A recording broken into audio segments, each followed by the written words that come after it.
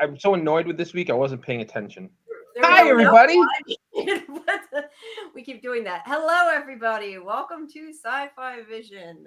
We appreciate if you're here. Please make sure that you like and subscribe and check out all our other great stuff that is on the channel. Tonight we have Doctor Who and SurrealEstate, and we'll probably go over Dead City and Murderbot a tiny bit.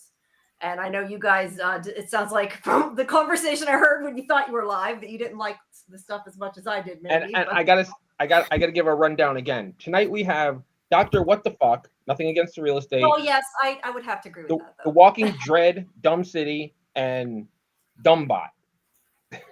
I don't know. I liked Murderbot, but I agree that Doctor Who was definitely what the hell is going on. Let's jump right into Doctor Who, and I'm going first tonight. Really simple. I don't know who the fuck is running things over there. I don't know if it's Disney. I don't know if RTD had an aneurysm and lost his fucking mind. But I'm sad to see Shooty go. Might be a good thing for Shooty though. You regenerate into a past companion? Are you fucking kidding me? Like, that is the dumbest thing I have seen on this show ever. All the things that have been annoyed me over the years. This is the stupidest fucking thing. Tell us how you feel. And I feel a little bit played with because the closing credits say Ncuti Gatwa as the Doctor, Jodie Whittaker as the Doctor, and introducing Billie Piper. So it doesn't say her as the Doctor. And that's kind of the discussion everybody's having. But I mean, the Doctor doesn't. I mean, he regenerated, right? And also, like, introducing Billie Piper, she was on the show for years. She's a classic character. So they're not introducing Billie Piper. So I feel like it was just a little too cute by twice as much, right? I have other problems with this season finale besides just that. I think I think Belinda ended up being really shortchanged as a companion. Not only was she like completely sidelined in this episode and given no agency, put in a box and left there. I mean, granted, right?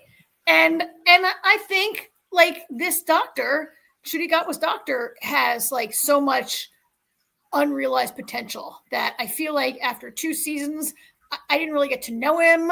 So much of what happened with him was left hanging. Like this episode really doesn't tie everything up. And I just feel like Ncuti, we hardly knew ye. Like his Doctor is an unsatisfying Doctor for me, not because I don't like the actor, not because I don't like Gatwa, not because I don't like the 15th Doctor. I just think they didn't do with him what they could have. And so I'm really unsatisfied. And that makes this one of my least favorite Doctors. Again, not because I don't. And so Justin has a comment in the chat. Jamie, Karen, and AJ, what do you think of Ncuti Gatwa compared to David Tennant, the Doctor he regenerated from? I'm really disappointed in the way.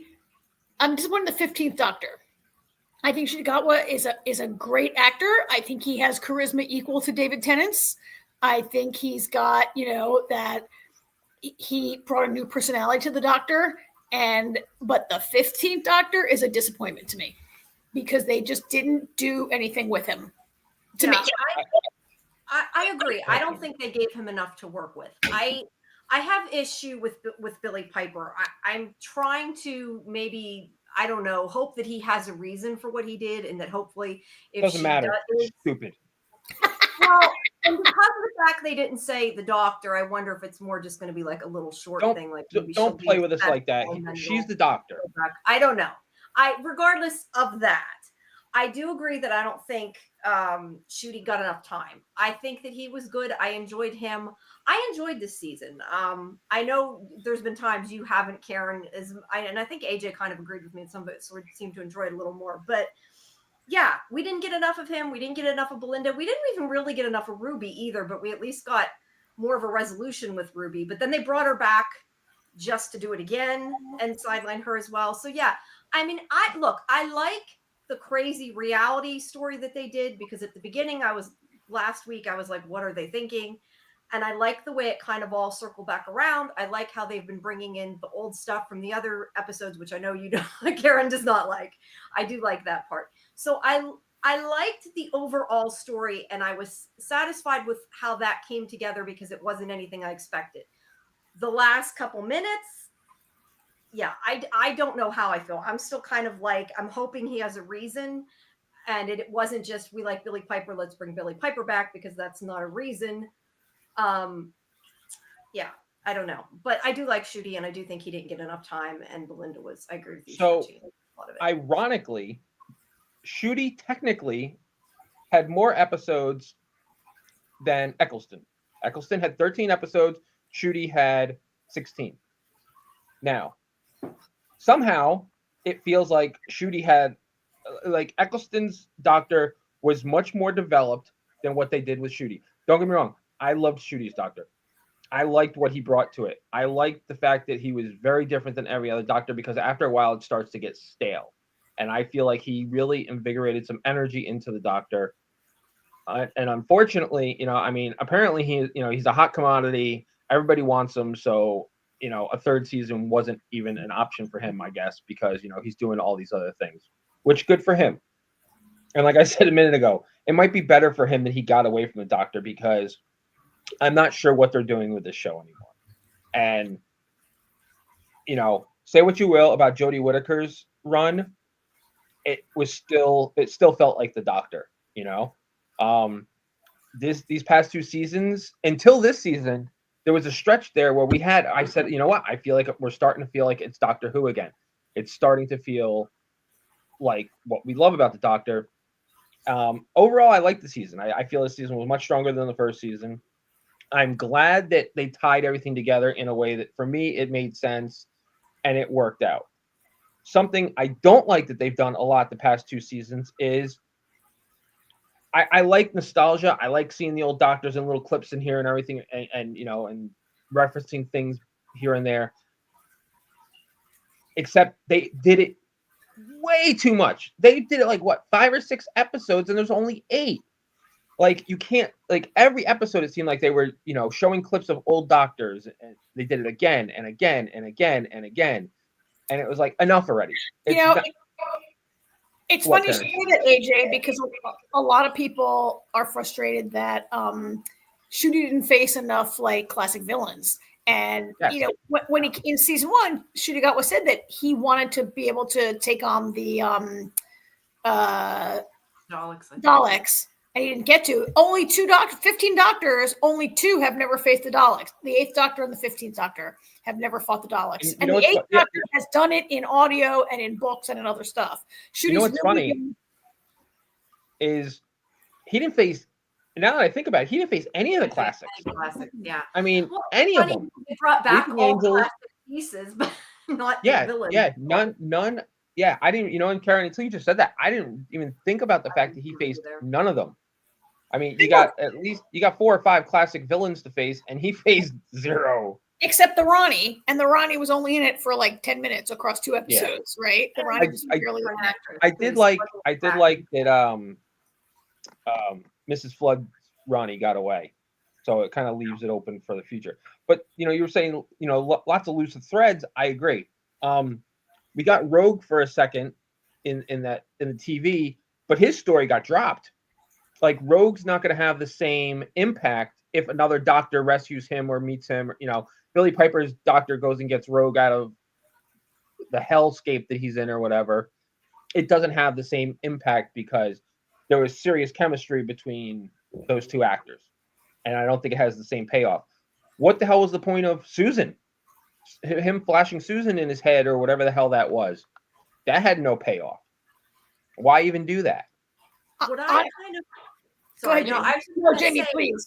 If there had not been this whole big thing about him leaving that was kind of rumored everywhere, and it was not going to be so long until it comes back, I had almost wondered if maybe this was like a part-time change, because he still changed reality. They are still not in the original reality they were supposed to be in. So my thought originally was, well, maybe they're doing this and like it's going to be, for whatever crazy reason, he regenerated to look like Rose because it's messed up, and then it'll go back to what it was, and like maybe this is just like an arc, and then it'll go back to Shooty. But then they're advertising everywhere he's gone. BBC is saying he's gone. So that's definitely not the case. But I do question if he left because I don't believe the whole thing of, they fired him and all that crap. He probably, with, like you said, all his projects, he couldn't do it. But I kind of wonder how long this plan of him leaving was done. Like, was it rushed to get it out? Or was this something that, Russell T Davies had like planned from the beginning? I don't know. But I would have said maybe it was even temporary if it hadn't been hyped up the way it is, that I think now it's a for sure thing. He's not coming back. I guess it's possible that there could be some bait and switch here where the doctor like somehow appear, because we saw an episode that was really about memory and about wishes, but and memory. But like, I guess there could be a bait and switch here where somehow he's appearing as Rose to us. But I'm sorry, regenerating into, even if it's not permanent, regenerating into your ex is some creepy, like what you appearing as your ex is super creepy to me. There could be a bait and switch here where somehow like then the regeneration continues and goes back to being Shooty or becomes another doctor, right? But the show is not renewed yet.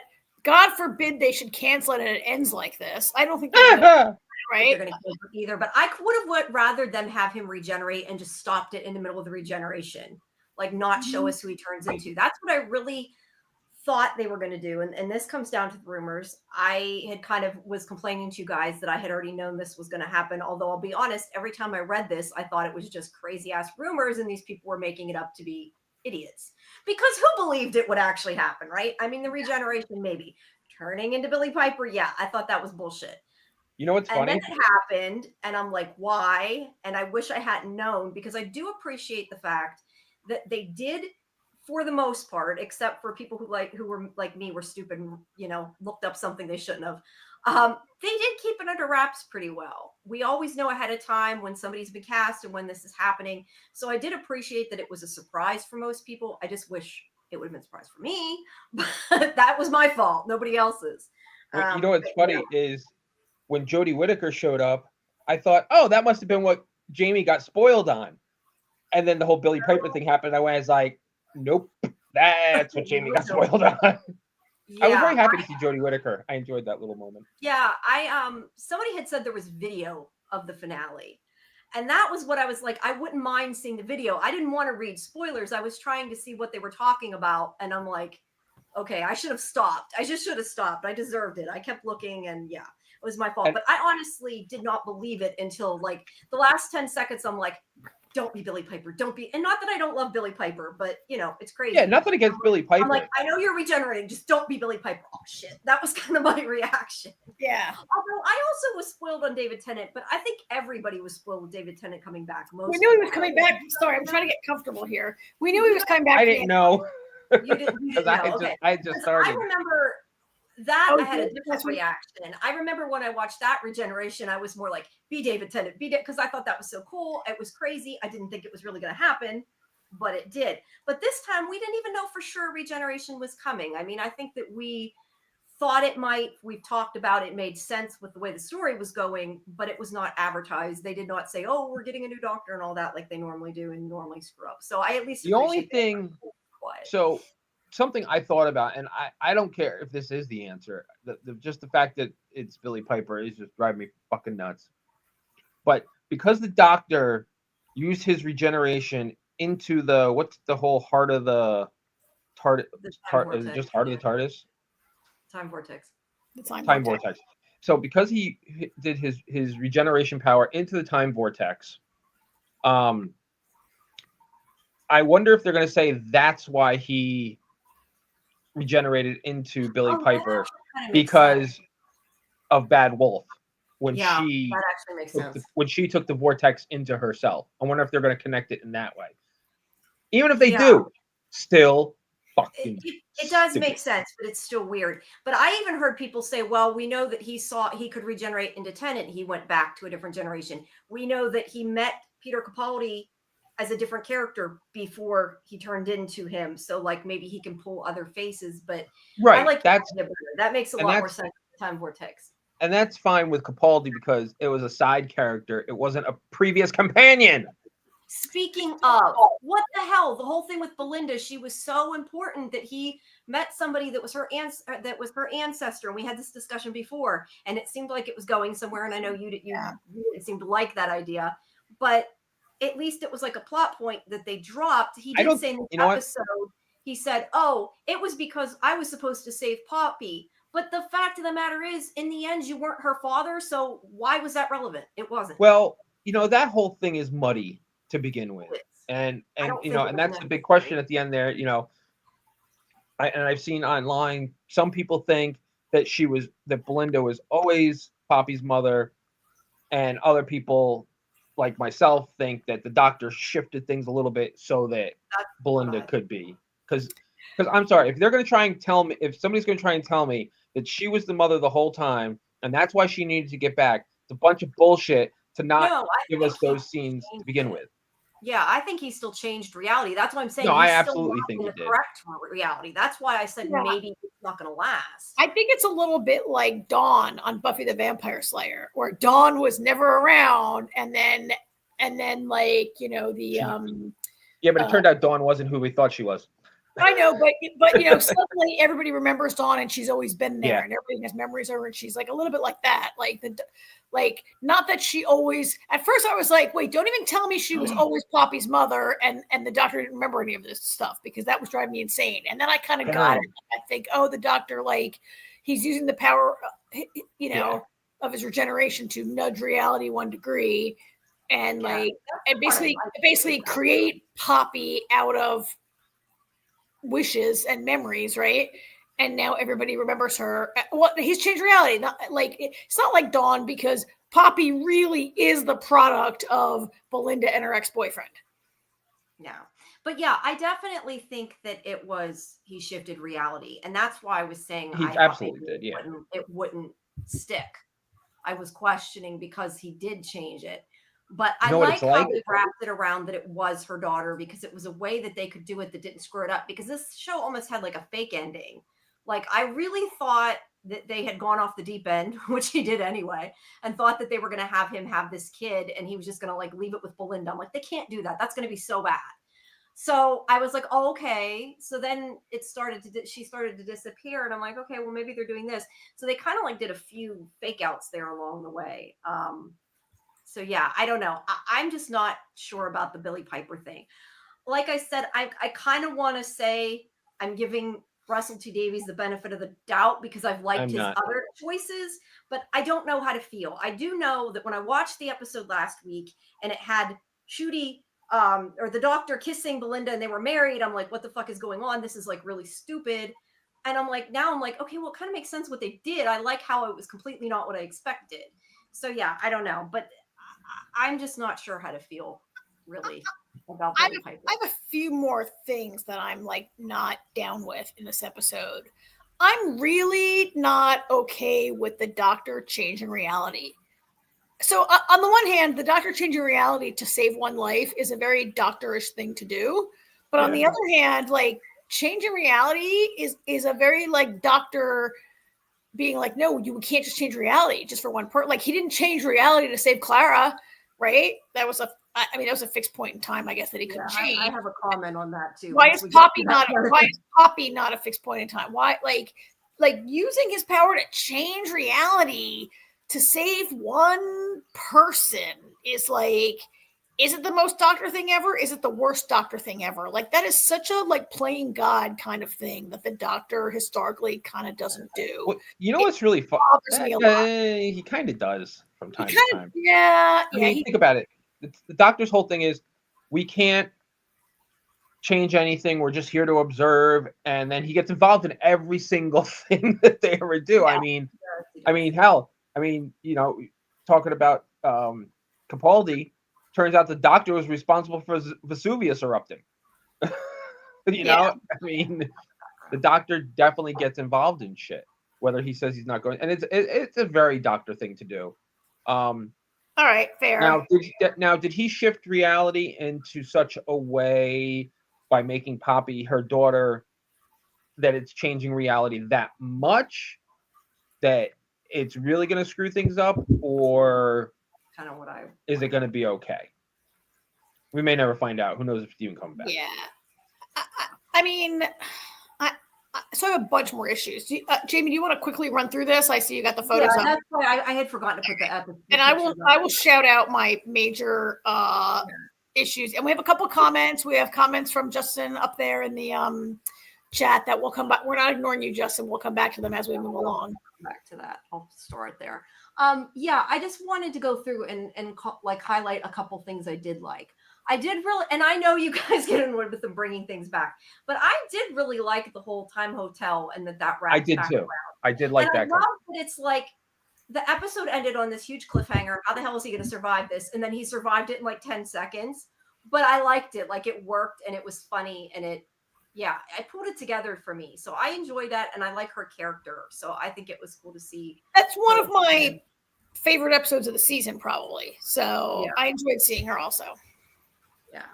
I know you said you didn't like, I take it then them showing the other doctors. I didn't mind that. I kind of liked that they showed, she's visited him and that's how she. I like the way they did it with her, but I just, like I said, it got to be too much because it's been in almost every episode this season.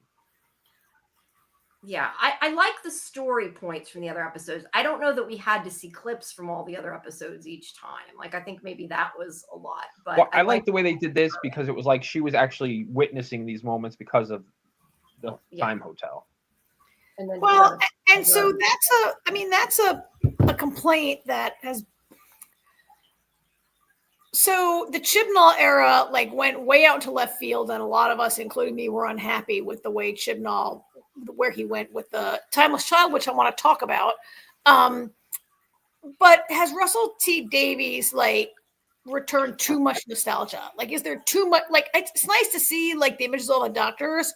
It's nicer when it's rare and special, right? And I don't maybe always need to see like all the doctors and all these like callbacks in the past. And like we saw Tennant, we saw that, we saw his doctor again last year. It was for the anniversary. It was very special. But now I'm going to see Billy Piper. Like, are we going to see like all these like? Is there too much nostalgia going on here? I don't know. It's just a question I'm putting out there. No answer expected. No, I guess I more enjoyed the thing of them pulling in the story points. I don't need all the seeing the other doctor flashes, those kind of things. But the thing like pulling in the time hotel, that kind of, to me, that's a little bit different nostalgia, like that they fit in storylines from the last couple seasons. Yeah, I don't even really think that's nostalgia. That was so recent. And that really worked story-wise. Like the door opens and Anita's inside there. Like that was a plot point that worked. Yeah. It wasn't just for the sake of it wasn't nostalgia. It wasn't for the sake of that. It actually worked in an episode that so much else didn't work for me. Yeah. I like how they kind of shifted them back to reality. He did add in the bit about her name's Rose, right? I keep wanting to call her the wrong thing. Rose, yeah. Okay. I mean, I think this scene worked. I kind of get that, but they kind of said that last episode that like the people that Connor didn't. Or Conrad, sorry, not Connor, that the kind of thing he didn't see, didn't believe in, whatever, didn't agree with, that they didn't exist. But I think it worked. I didn't think it was too overly shot in there. I think it was enough. But I mean, it was there just for the sake of being there. It wasn't like a plot point. It was a person who shows up for 5 seconds for no reason other than they wanted to put her in there. And I think it was in Vulture where they said, would it have been more meaningful? Like, so I get like she wasn't in Conrad's reality because he doesn't like consider people like her, I think is what the doctor said. Yeah, right? That's what it means. Yeah. And this critic had said, would it be more meaningful for her to have been there? Like he tries to deny that she exists, but she shows up anyway. Like would have been more meaningful to not erase her from that reality, but for Conrad to be unable to erase the trans person because they're real. And you can, or a trans person, any kind of a person, a black person, a Jew, whatever, right? Like you can't erase, like Conrad shouldn't have been able to erase a person from his reality. Yeah, I agree with that. I hadn't even thought about it that way. That would have been better. I agree. Not my thought. I'm crediting Vulture with that. That's correct. Yeah, I just think it would have gone better. I agree. I love that picture. Not that necessarily that scene worked the best, but I like that picture. I like the whole, like I said, I love how they opened the time door and they're all kind of like starting to remember and they're all like, what the hell's going on? I liked that moment. I'm trying to see what specifically I wanted to talk about. So whenever the Ronnie comes back, that's what I was looking for. Let's talk about the scene with the Ronnie whole returning. Now, I don't know if some of this stuff was like added mythology or this is stuff I just didn't know about. I was going to ask you guys the whole thing with them being sterile and the genetic bomb or something that went up. Was that something that was from the classics that I'm unaware of? We've always known they were sterile. The doctors mentioned that before. Saying that it came from like an attack and all that kind of thing. I guess I didn't realize, like I knew they couldn't have kids, but I didn't know that there was like a specific event that caused. Didn't think they had referenced it before, but maybe I was just not remembering. I don't know. My bigger problem here was where she talks about the creation of the Time Lords and how Omega created the Time Lords. And I'm like, no, pretty much like we saw with the Timeless Child that like this child was kidnapped from a different, right? And was experimented on. At the time, this child was experimented on by someone on Gallifrey and like spliced into their like DNA or whatever. And like and that's the person who created the Time Lords, right? Mm-hmm. Maybe so that's Omega. Was this a retcon? Well, we saw it was a woman doctor. We saw that person. Yeah. We saw that scientist do that, and it was not a creature. Now, Doctor Who says, well, it wasn't always a creature. Yes, I know, but yeah, I know this part was a little confusing. Did you guys feel like it was rewriting? Like RTD is not. I was asking. I didn't know if that was new or that was something I didn't know about, or because yes, that's how I felt. I wondered if it was just something we didn't know about. Yeah, because it definitely does not match up with the Timeless Child, but they're seeming to say it, or at least to me, it came off as we were supposed to know this, and that it. So yeah, I don't know. I found it a little confusing. But I'll let you guys know when I get to that in the classics. Yeah, I need to start watching those classics.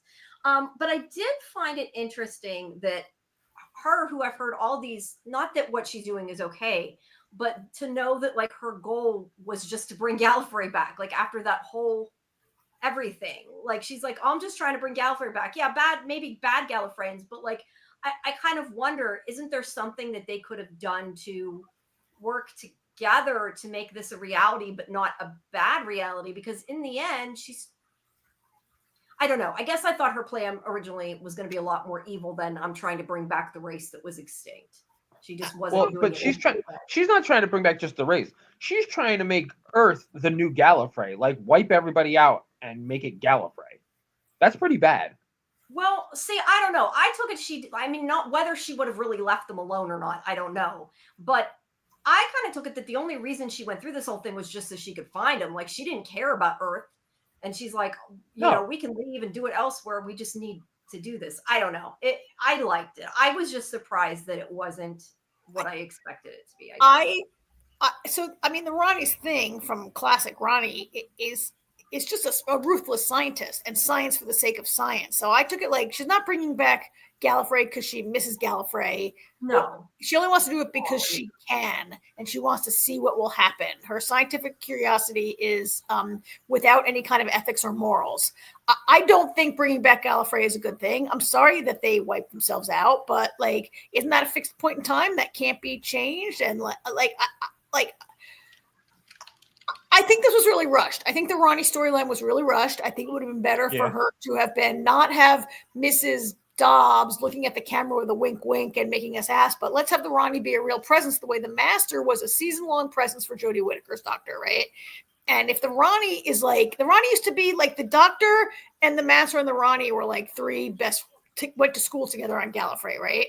And I think maybe they couldn't get Archie Punjabi for more than one episode, or maybe there were two episodes, or maybe there's just too much going on this season. But I think that the Ronnie for me, or not enough episodes. Yeah, not enough episodes of the show. I thought the Ronnie was really rushed. I thought it was not well explained. I thought you had to really like listen and pause and rewind and then she was eaten by the end.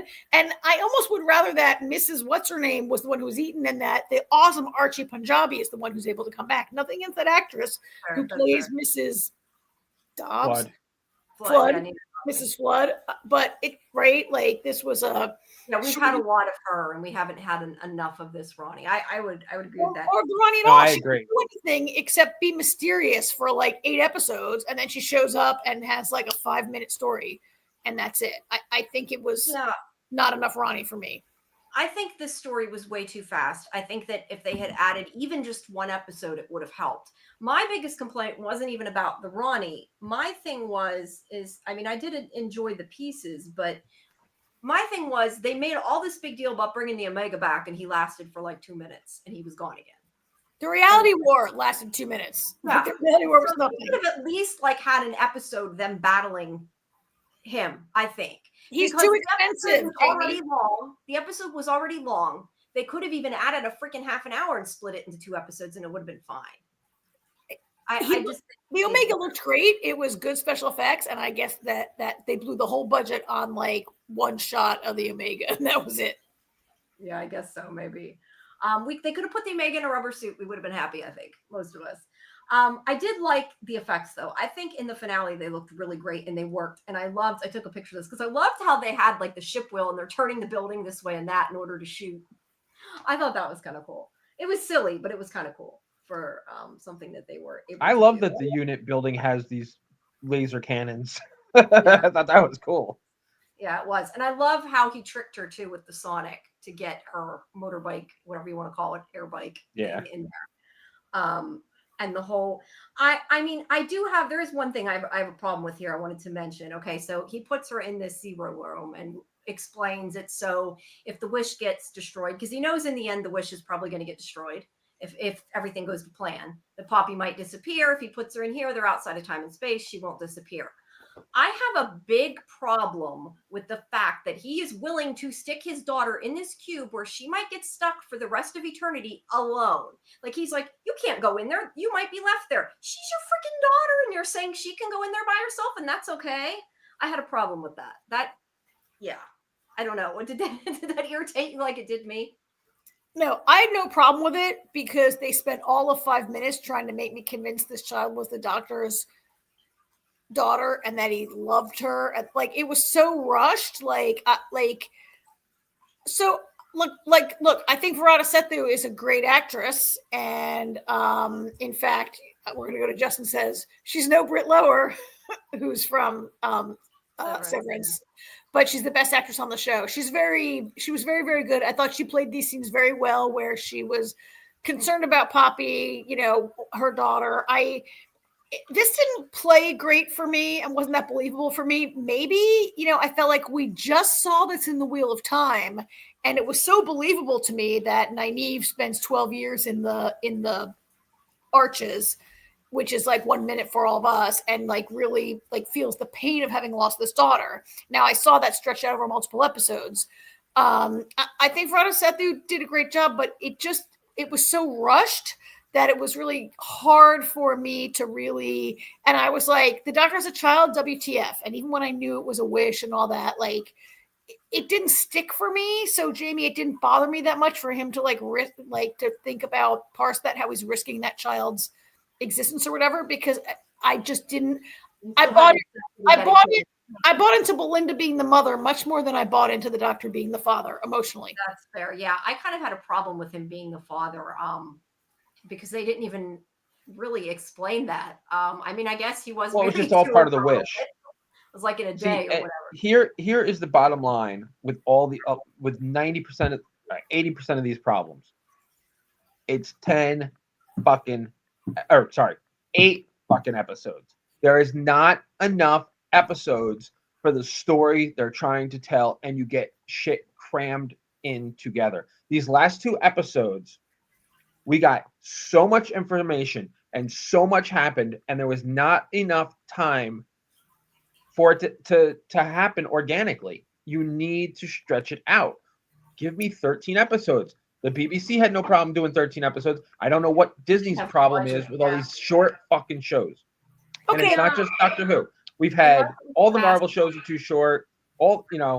It's just 8 episodes. It's just not enough for this episode you're trying to tell us. Well, so the flip side of that is if Disney can't give additional episodes, then tighten your storytelling to Yes, fit exactly. with the time that you have. And this was a big story that maybe didn't fit into 2 episodes.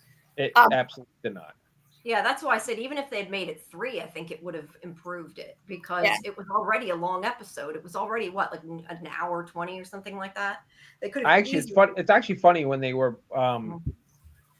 back in unit, and they were talking about the little changes, like the color teal wasn't teal anymore. Yeah. I thought that was like they were wrapping up, and then I saw there was still like 20 minutes left. I was like, I know. oh. I was like, wait, what?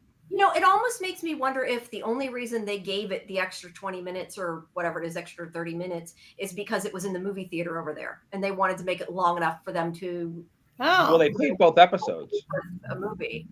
Sorry. They played both episodes. Oh, they played. They played 7 and 8 in the theater. Okay, I didn't realize that. Yeah. Okay, that makes more sense. Because I wondered since it was longer. Because I would have much rather had 3 normal length episodes than 1 super long episode that was crammed together. Yeah. Yeah.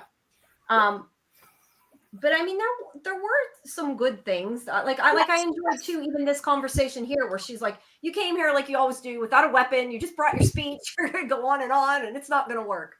So I liked some of those little. Jabs. And I liked how, and by the way, there's the symbol. That was that symbol that had appeared on that frame we saw. I'm guessing that's that's what I've started calling it, as Omega symbol. I'm not sure what else. I actually thought it reminded me a little bit of the door to the Chamber of Secrets. It does. Now that you said that. Doesn't it? With that swirly kind of thing on it. Yeah. Yeah, it does. So then we have Conrad and Ruby's story. I like too how the whole plan all along was just to kind of distract him to change what was going on. But that was sort of the smaller part of the story. I also kind of wonder that the doctor decides to just stand by and let her do this because they're like, don't you want to see him? And he's like, yeah, and just lets her do it. Like he doesn't even try to stop her. So there were moments like that I was questioning it a little bit, like this is supposed to be such a huge bad thing and you're continuing to buy into it. I mean, we knew it was going to happen anyway, but he didn't try very hard to stop it. I mean, that's one of the things that I feel like they denied the 15th Doctor. I felt like he sometimes was impotent, like he stood by and watched things happen and cried and was like, oh my god, I can't do anything, we're all gonna die, and he cried. And I felt like they denied this doctor some of the like real epic taking on of his foe and using, like, I just never seen a doctor before who like does that. This doctor seemed to like stand by and let things happen, and this doctor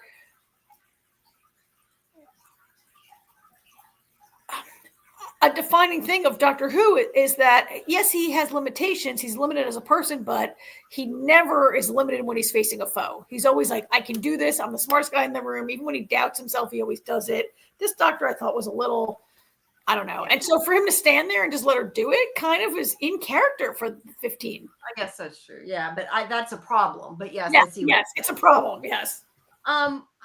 Look, I get that they made it look like this, whatever they called it. I think he called it a Mega Beast. It was great. It's some really good. It's cool. I agree with you. That was probably all they could afford in the budget after everything else, maybe.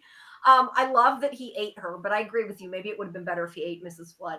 But I thought that was funny how she's like, oh, I'm going to stop you. And he's like, no, you're not. I'm going to eat you. And, fix her up. I thought that was kind of cool. And I thought it was just as funny, too, that Mrs. Flood took off.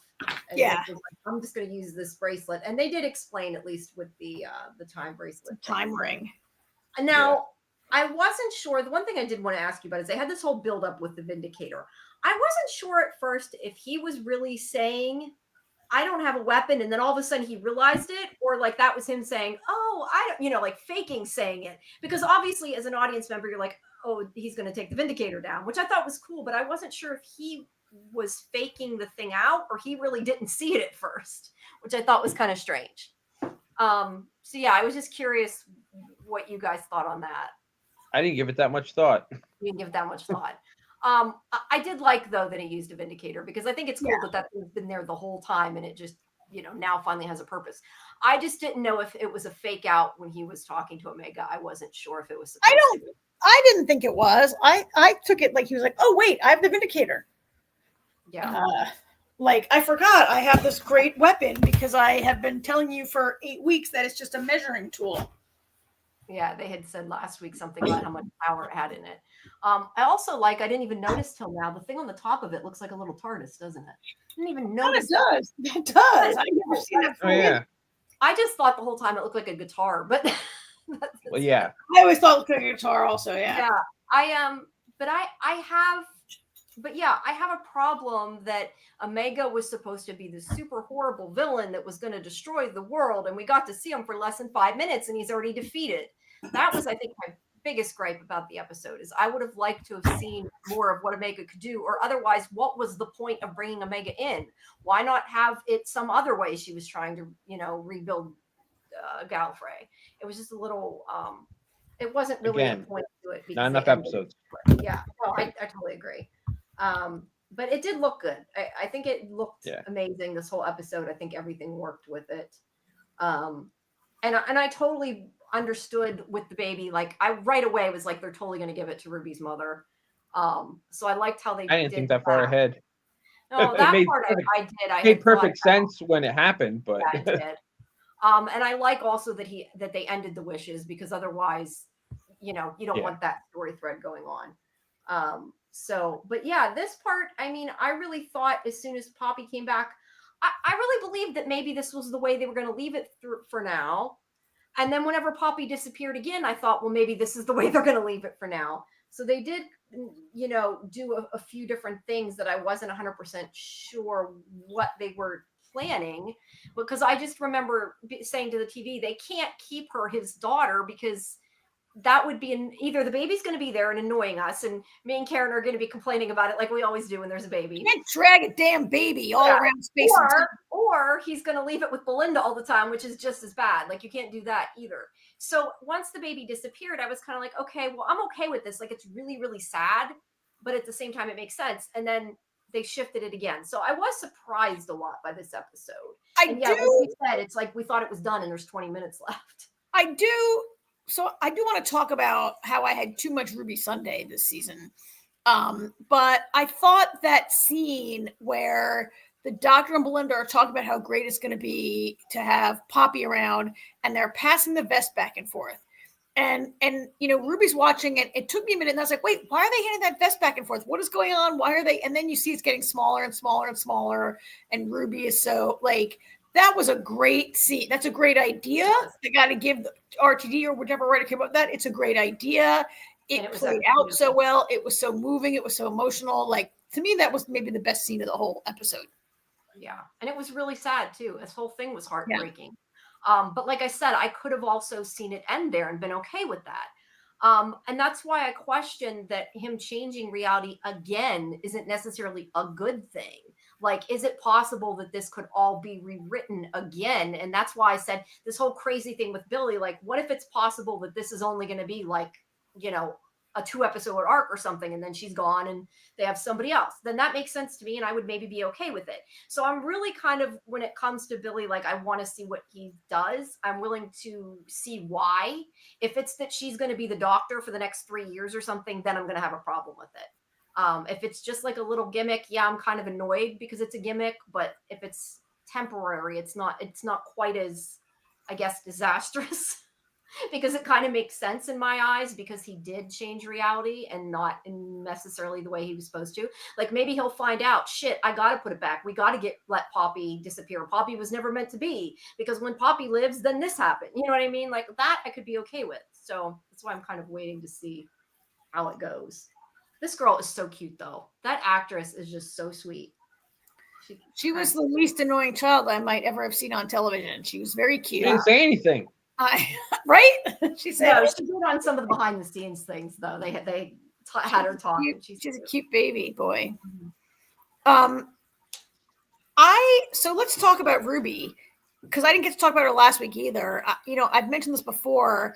I thought there was too much Ruby.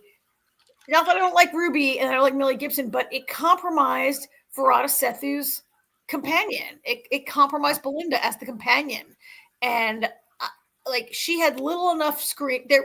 There was companion light episode. I'd say this was a companion light episode in that she gets locked in a box and has they're fighting for her daughter, and she's the person who's most fighting for her daughter, and she's taken out of the action and put in a box with the baby. And it makes sense. She's like, I don't want to leave her alone, but I was like, God, this is like, she's the one person who really, and they leave Ruby to fight for that baby, right?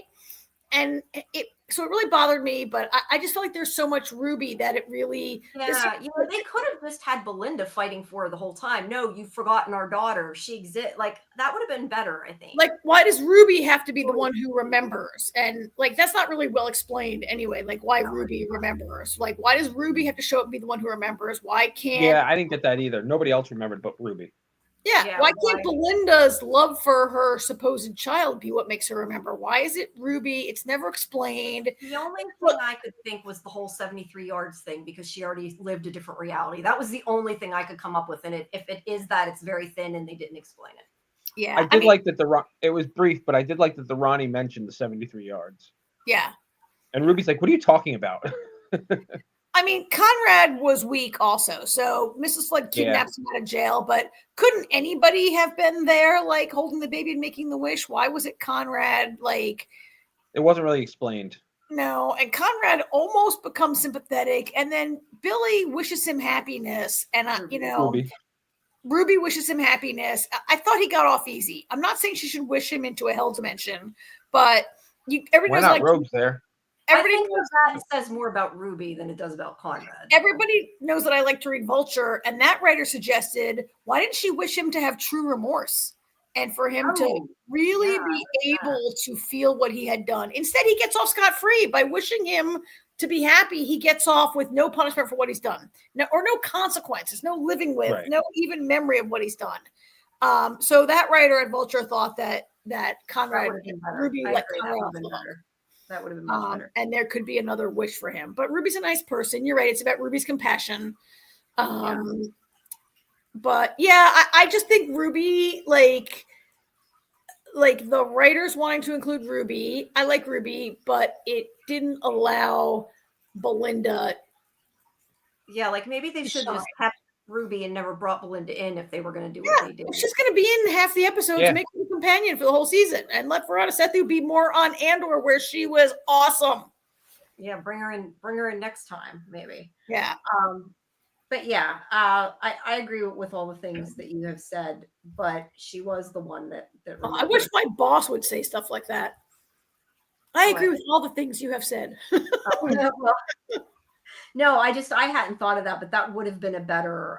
But honestly, that's, I think, too, why she was pissed. She's like, one wish survives, and it's freaking what I did for him. Like, that's so unfair. I would love, regardless of what ends up happening with the Doctor next season, I would love to see Ruby and Belinda still be a part of it. But I mean, but then again, Belinda's probably a no-brainer, not going to happen because she has Poppy to care for now. Yeah, I agree. So, hey, can we circle back to Rose's question real quick? Yeah. Do you think in Wish World on the 23rd it was a fake reality, but then the Doctor went forward in time to make it a real reality on the 24th? So it's all assumed that Wish World. Reality when the. Do you think it was fake, and then the Doctor went forward in time to make it a real reality on the 24th? So he did make it a real reality, but is Rose asking, did he restore that? Did he restore reality? Did he restore reality? Like the idea that Poppy always was Belinda's daughter, Wish World was fake. Yeah, because he couldn't just travel to the future. They tried that before. They couldn't get past that point. Or no, that's not true, because they went to that planet and it was past that. Yeah. But they couldn't go back to that date. It all existed around it. Yeah, I like I said, I like how he shifted reality to make it that she was always there. I just question that it makes sense to leave it that way, because the reality wasn't meant to be that way. Poppy was never meant to exist. Just like, they screwed up gravity. Could this be a bad choice that's going to bite them in the butt later? I don't know. But yeah, I guess we'll have to. But we seem to all be in agreement that we don't think that they're not going to bring it back. I mean, we do. I would have be no idea. extremely surprised if it didn't come back. Whether it comes back on Disney is kind of irrelevant. BBC is going to continue it, I think. I mean, that's kind of the opinion I get, and I know we don't know everything, but I would just be really surprised if it didn't come back. It's too big of a a property for Disney to not have made a bigger commitment than beyond it, to make it a tent pole, right? Just like they bought into Star Wars big time. Also, it sucks for him to go and do that just to leave it there. It's like you're going to do that and then just end it there. He has to have a plan, I feel like. Otherwise, it was the point. So then the doctor goes back and now what was up with this? Okay, this was hold on a second. Before we do that. Sorry, go ahead. I just want to mention, maybe leave it on that picture, because this might be one of the worst lines. I mean, there's been some cheeky lines in this show. I think I know what you're going to say. This, when they're all like, Ruby's trying to get them to remember Poppy, and Ruby's like, "You saved me," and Belinda's like, "You saved me," and and everybody's like, "Oh, you saved me at one point. You saved me," and Kate says, "In a way, we're like all your children." What? Yeah, that was such a bad line. Yeah, it was. But then there's a great line coming up after he sees Jodie Whittaker. But so stop right here though. Right before AJ, that horrible line. One thing that also didn't sit well with me was when Ruby, the whole time Ruby's like, "No, Poppy was real," and Belinda and the doctor are like, "Ha ha ha, Ruby, you silly Ruby, you just don't remember." Like the not taking Ruby seriously by the doctor in particular. Like I get Belinda doesn't know her, but it was like offensive. Like Ruby should be offended. Like the companion is always like the doctor's closest, most trusted friend, and he loves them all. And like to be like, "No, Ruby, you're wrong," after everything they've seen and been through, I really was like, that was like not doctor-ish to me, right? That was out of character for the doctor. I took it a little bit different way. I thought more the laughing was about when she's like, "Oh, you two had a baby together," and they're like, "Wait, what?" Like that's what I thought the laugh was about. But I agree, they should have listened to her. But I thought them kind of laughing at her was more them laughing at the idea that they had slept together and had a baby. Was how I took that. But yeah, they should have believed Ruby. The more she insists, the more they disregard her. Like, "Oh no, you're wrong." I agree with that. That part's kind of it's not to me, that wasn't like true doctor. To not like the doctor believed every single thing Amy Pond ever said, even when it was crazy talk, right? Yeah, true. He also, the one thing we did skip is he also put that paper from the premiere episode threw back into space. Oh, yeah, so they closed that loop. Yeah. So the doctor has to fix everything.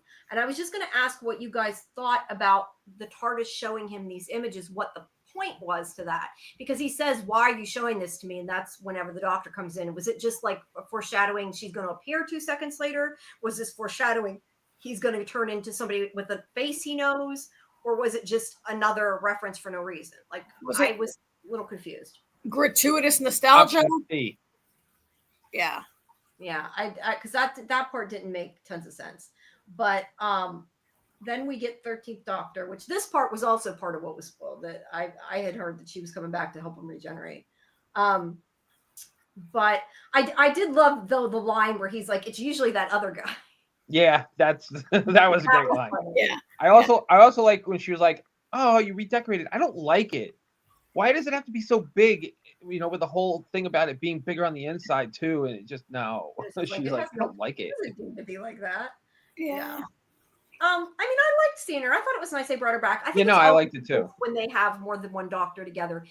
Did they need to, with the amount of, like we said, nostalgia they put in here? I don't know that we needed another thing added on top of it, but I did like seeing her. I would have preferred it to be Capaldi, of course, because she's not my favorite doctor, but I liked it. Sorry, go ahead. The acting was like breaking my TV screen. They were so good. She's such a good actress, and they were so good together. They were. I would love to see a special with them together. I mean, that's what made it work for me. In a scene that didn't have to happen, and maybe didn't make 100% sense, these two pulled it off for me. Might be the best scene in the episode. Yeah.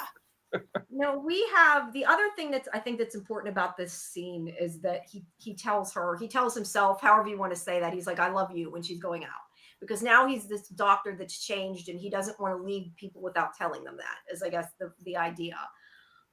And then I know a lot of people are happy because she's like, I should have said that to Yaz. And he's like, you don't. That's where I would have preferred it. And I know you don't agree with me at all, but I would have preferred that whole scene to happen with 12 and talking about Clara. That's my personal opinion. That I don't believe they were in love, so I don't feel like they weren't. That was not.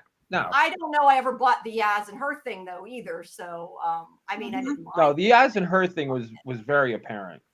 No, I'm just saying I don't know that I bought they were necessarily in love. I bought that they liked each other, but I don't know that I bought they were in love. But wait, what, 13 and Yaz or 12 I kind of sometimes feel like, and maybe I should be saying the same thing about 12 too. Like, I think that I think that they love all their companions in a certain way. And sometimes I wonder if she like loved I don't want to say just loved the adventure. Like, I think she cared about Yaz. I just don't know if I thought she was like madly in love with her, like they're trying to say. But I think that it made a lot of people happy. So, it's cool. Right, I don't mind it. I just wasn't expecting it. And it made me think. What I liked about that was when he tells her he loves her, I like that she's like, we've never said that. And he's like, yeah, well, I do things different. Yeah. Yeah. And I like that he did tell Belinda and the girl Poppy that he did tell them he loved them when he left too. I thought was cool.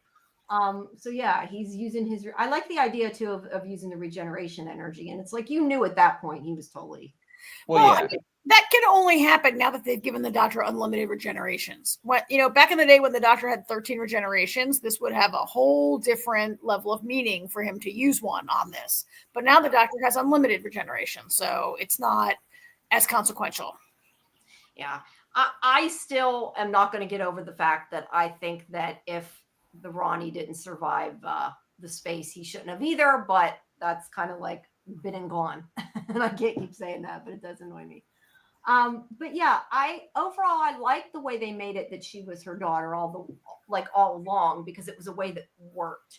I just don't know if there should be consequences to this, and that's yes, there have to be consequences. Absolutely. And that's why I'm saying maybe the rose stick for that reason. He went and did exactly what he was fixing.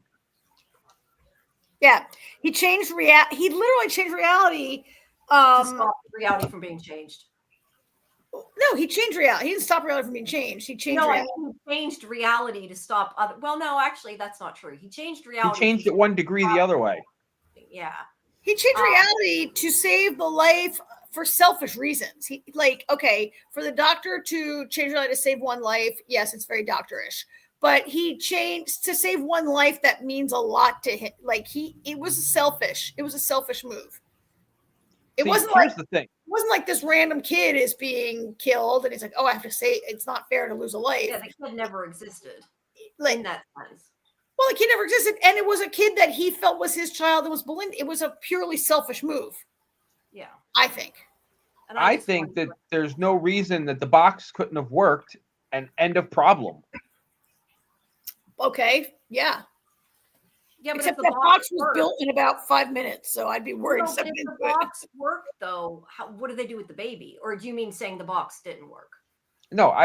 If the box worked, and they came out, and everything was fine, and like the whole forgetting her and her disappearing, it's not really clear why that happened.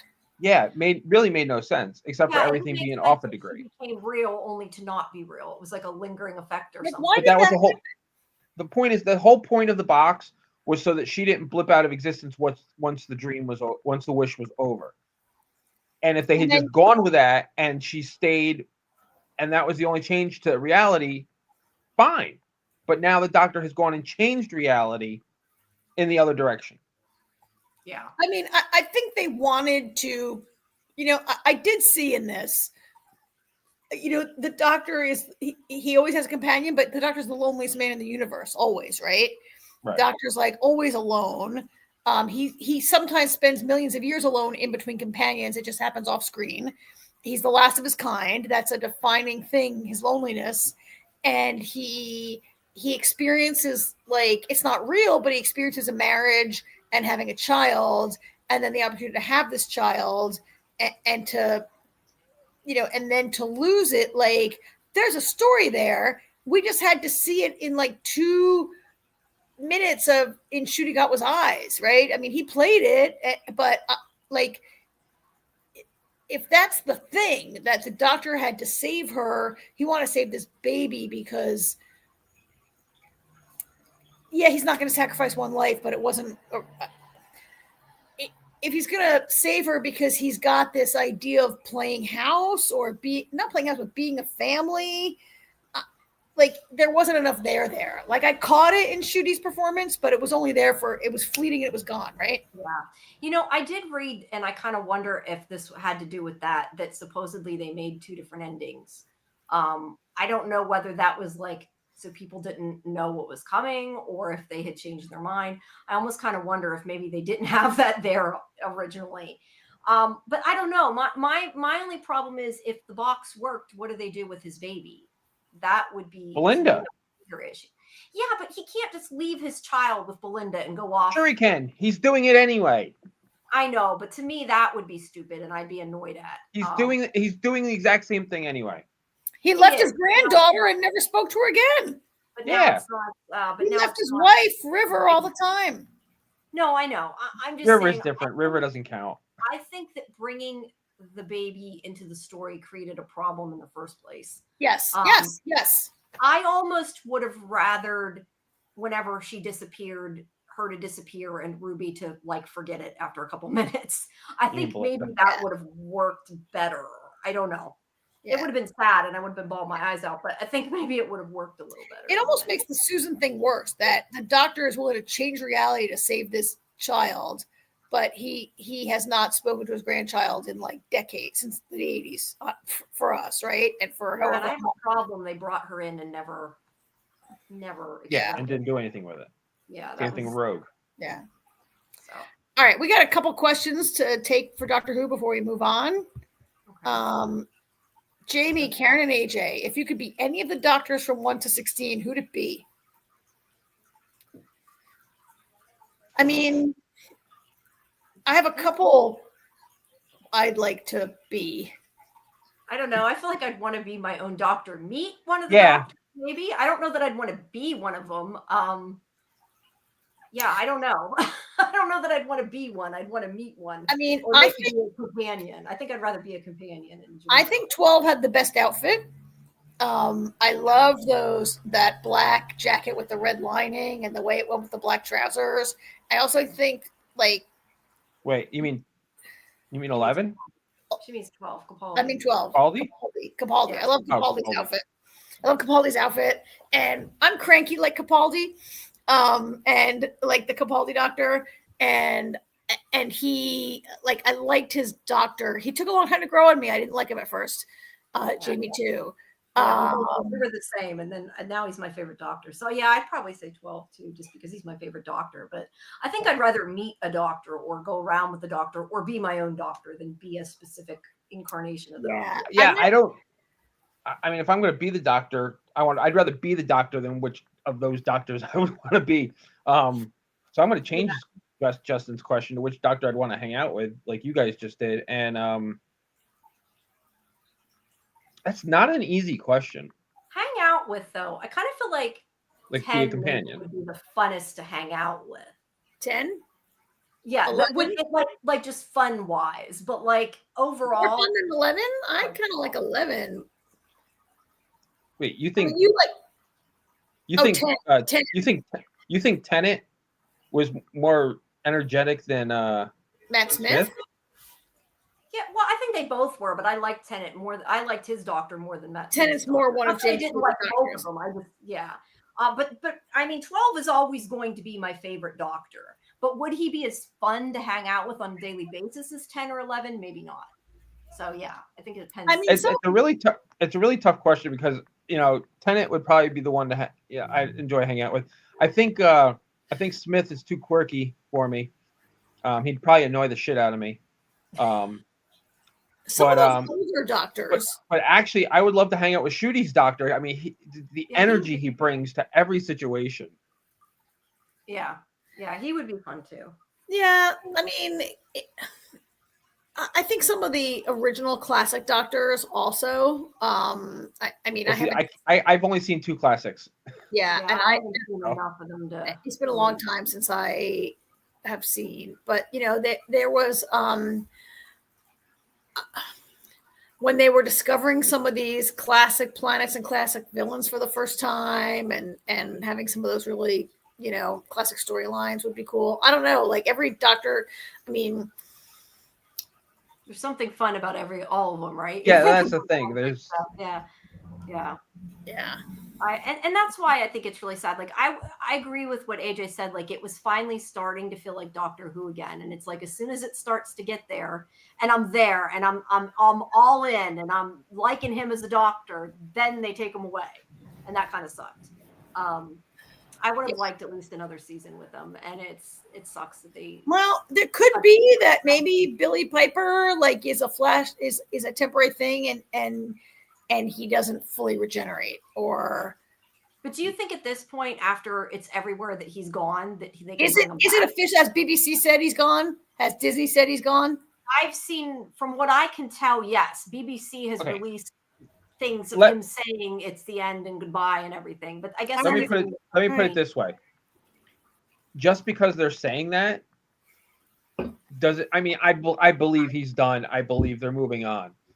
But just because they're saying that doesn't mean that your wish doesn't come true, Jamie. Go find a baby and kiss it on the forehead. Yeah.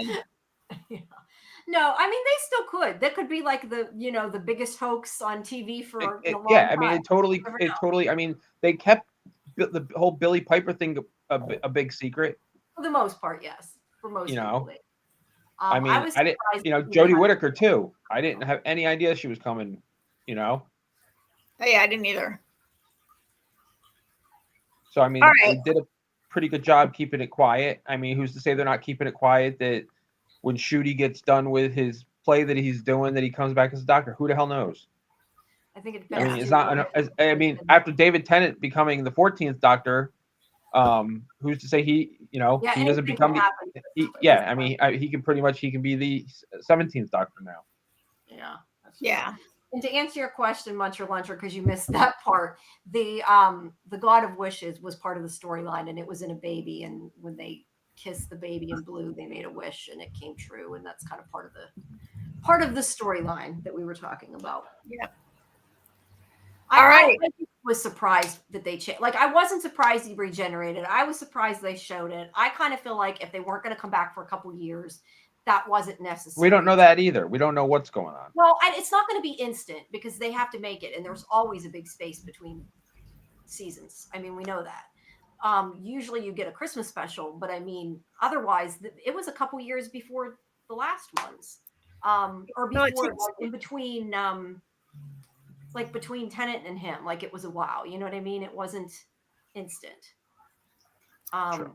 It takes a long time to make a show. Yeah. Well, part of the reason that they did that intentionally, I actually read, because they wanted to wait for the anniversary to start doing everything. That's why they took a little longer than usual. I see. I would have at least liked a Christmas special, though, regardless of who's the Doctor. Like they could have just brought her in as the Christmas special, and then, maybe that would be okay. Yeah, I still just don't know how I feel. Like I like Billy Piper, but I'm just kind of still a little. Yeah, I like Billy Piper too, as Rose. As Rose, yes. Rose, yeah. And if she's going to be the Doctor for a bit, there better be a really, really good explanation of why the fuck that happened. There's no explanation that's good enough. Probably not. But yeah, who knows if it'll be forever. It was intentional that they didn't say as the Doctor. I mean, everybody has brought that up. Said that just said introducing Billy Piper. So yeah. So I guess we'll have to see what that screenshot's creepy. I'm not sure which screenshot he means is creepy, if it was that or one of these. But she is smiling a little creepy. Just as a screenshot, not like in the scene. It worked when she did it, but yeah, I don't know. I just think to me it would have made more sense to have the regeneration and wait to do the reveal. But I guess he knows what he's doing, or he knows what he thinks he knows what he's doing, and I guess he thinks he knows what he's doing. He thinks he knows what we're doing. Listen, we've questioned a lot of stuff that RTD has done past 2 seasons. Yeah, he's also though written a lot of my favorites too. So Yeah. I'm waiting to see. He's no Stephen Moffat, but That's also true. Yeah, we'll have to see. I don't know. I'm still want to watch it. I was enjoying it, even if I didn't agree with some of the choices. I was still enjoying it. And people sometimes complain too much. I will say that there's a lot of negative, crap surrounding these last 2 seasons that is ridiculous, I think, and it doesn't help things. So it's like that movie. All right. That's funny. All righty. You want to go on to SurrealEstate next? Or do you want to do one of the other ones first? I'm on mute. Let's talk. SurrealEstate's the least terrible of what's waiting us. So let's talk about SurrealEstate. Okay. So Jamie, I watched, I was on vacation last week. I watched 2 episodes back to back. I think last week was the dreams, and this week was what was the main mystery of the week? Was one of them going to the graveyard to solve the clue. The scavenger hunt. Hunt. I actually really liked this one. You didn't like this that much? I really liked it. I liked it. I just, I don't like the whole Tyler storyline. Like the season-long storyline is not going I think anywhere. they stretched it too long. I think they should have wrapped it up before now. I like this. I especially like the scenes with Rita and the ghost father. I did too. That was really a highlight of this episode for me. I really liked all of that. And the scavenger hunt was, it was okay. There were a couple parts of it that I was like a little like, all right, whenever you're rushing through it. I don't like any time that creepy elephant's on my screen. Oh, okay. At least he finally realizes the creepy elephant's Tyler, though. We got that scene with him and his mother. And I kind of like that we got a scene with him and his mother. I mean, she hasn't been in it for a while. I mean, that whole storyline was really convoluted with what happened, but back then. But I like they brought her in. But yeah, I like Rita. I mean, she's like this horrible character that you like, but it's at the same time like you like to hate. It's It's funny. She's this bitch that is always causing issues, and she's like, now you're going to do this for me, and I'll give you a tiny bit of the profit. At least if I no. Sorry, what? She said she'd split it. No, she did in the end, but he had to be like, no, we're doing 50-50 or you're on your own. Because at first she's like, oh, I thought it'd be more like 60-40. And it's like, no, that's not happening. But yeah, I thought that, though, I'll be honest, the fact that they were trying to figure out what the answers were, I thought that their immediate, what they were going to do to fix it, I thought would be, why not just go to the house and try to talk to the person who lived there rather than trying to figure out the clues if you only have whatever it is, 24 hours. Not even. Yeah, they had even less than 24 hours, right? Yeah, they didn't even try to talk to the person in the house, which is what they normally do. The person who knows the password is dead, and Luke can speak to dead people. So why not take the easy route, right? Yeah. Then that wouldn't be a show. I mean, I like what they did with the scavenger hunt, but I don't know that it was necessary in that sense. That would have been my first plan of action, would have been to go to the house.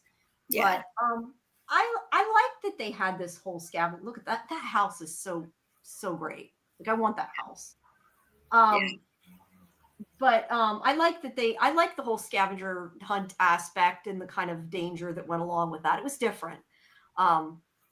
So yeah, I like that part. But I agree with you. I think the best scenes was her talking to that scene was terrible. The first, if you go back, I did think in the CGI in that the AI background in that scene was very that you mean?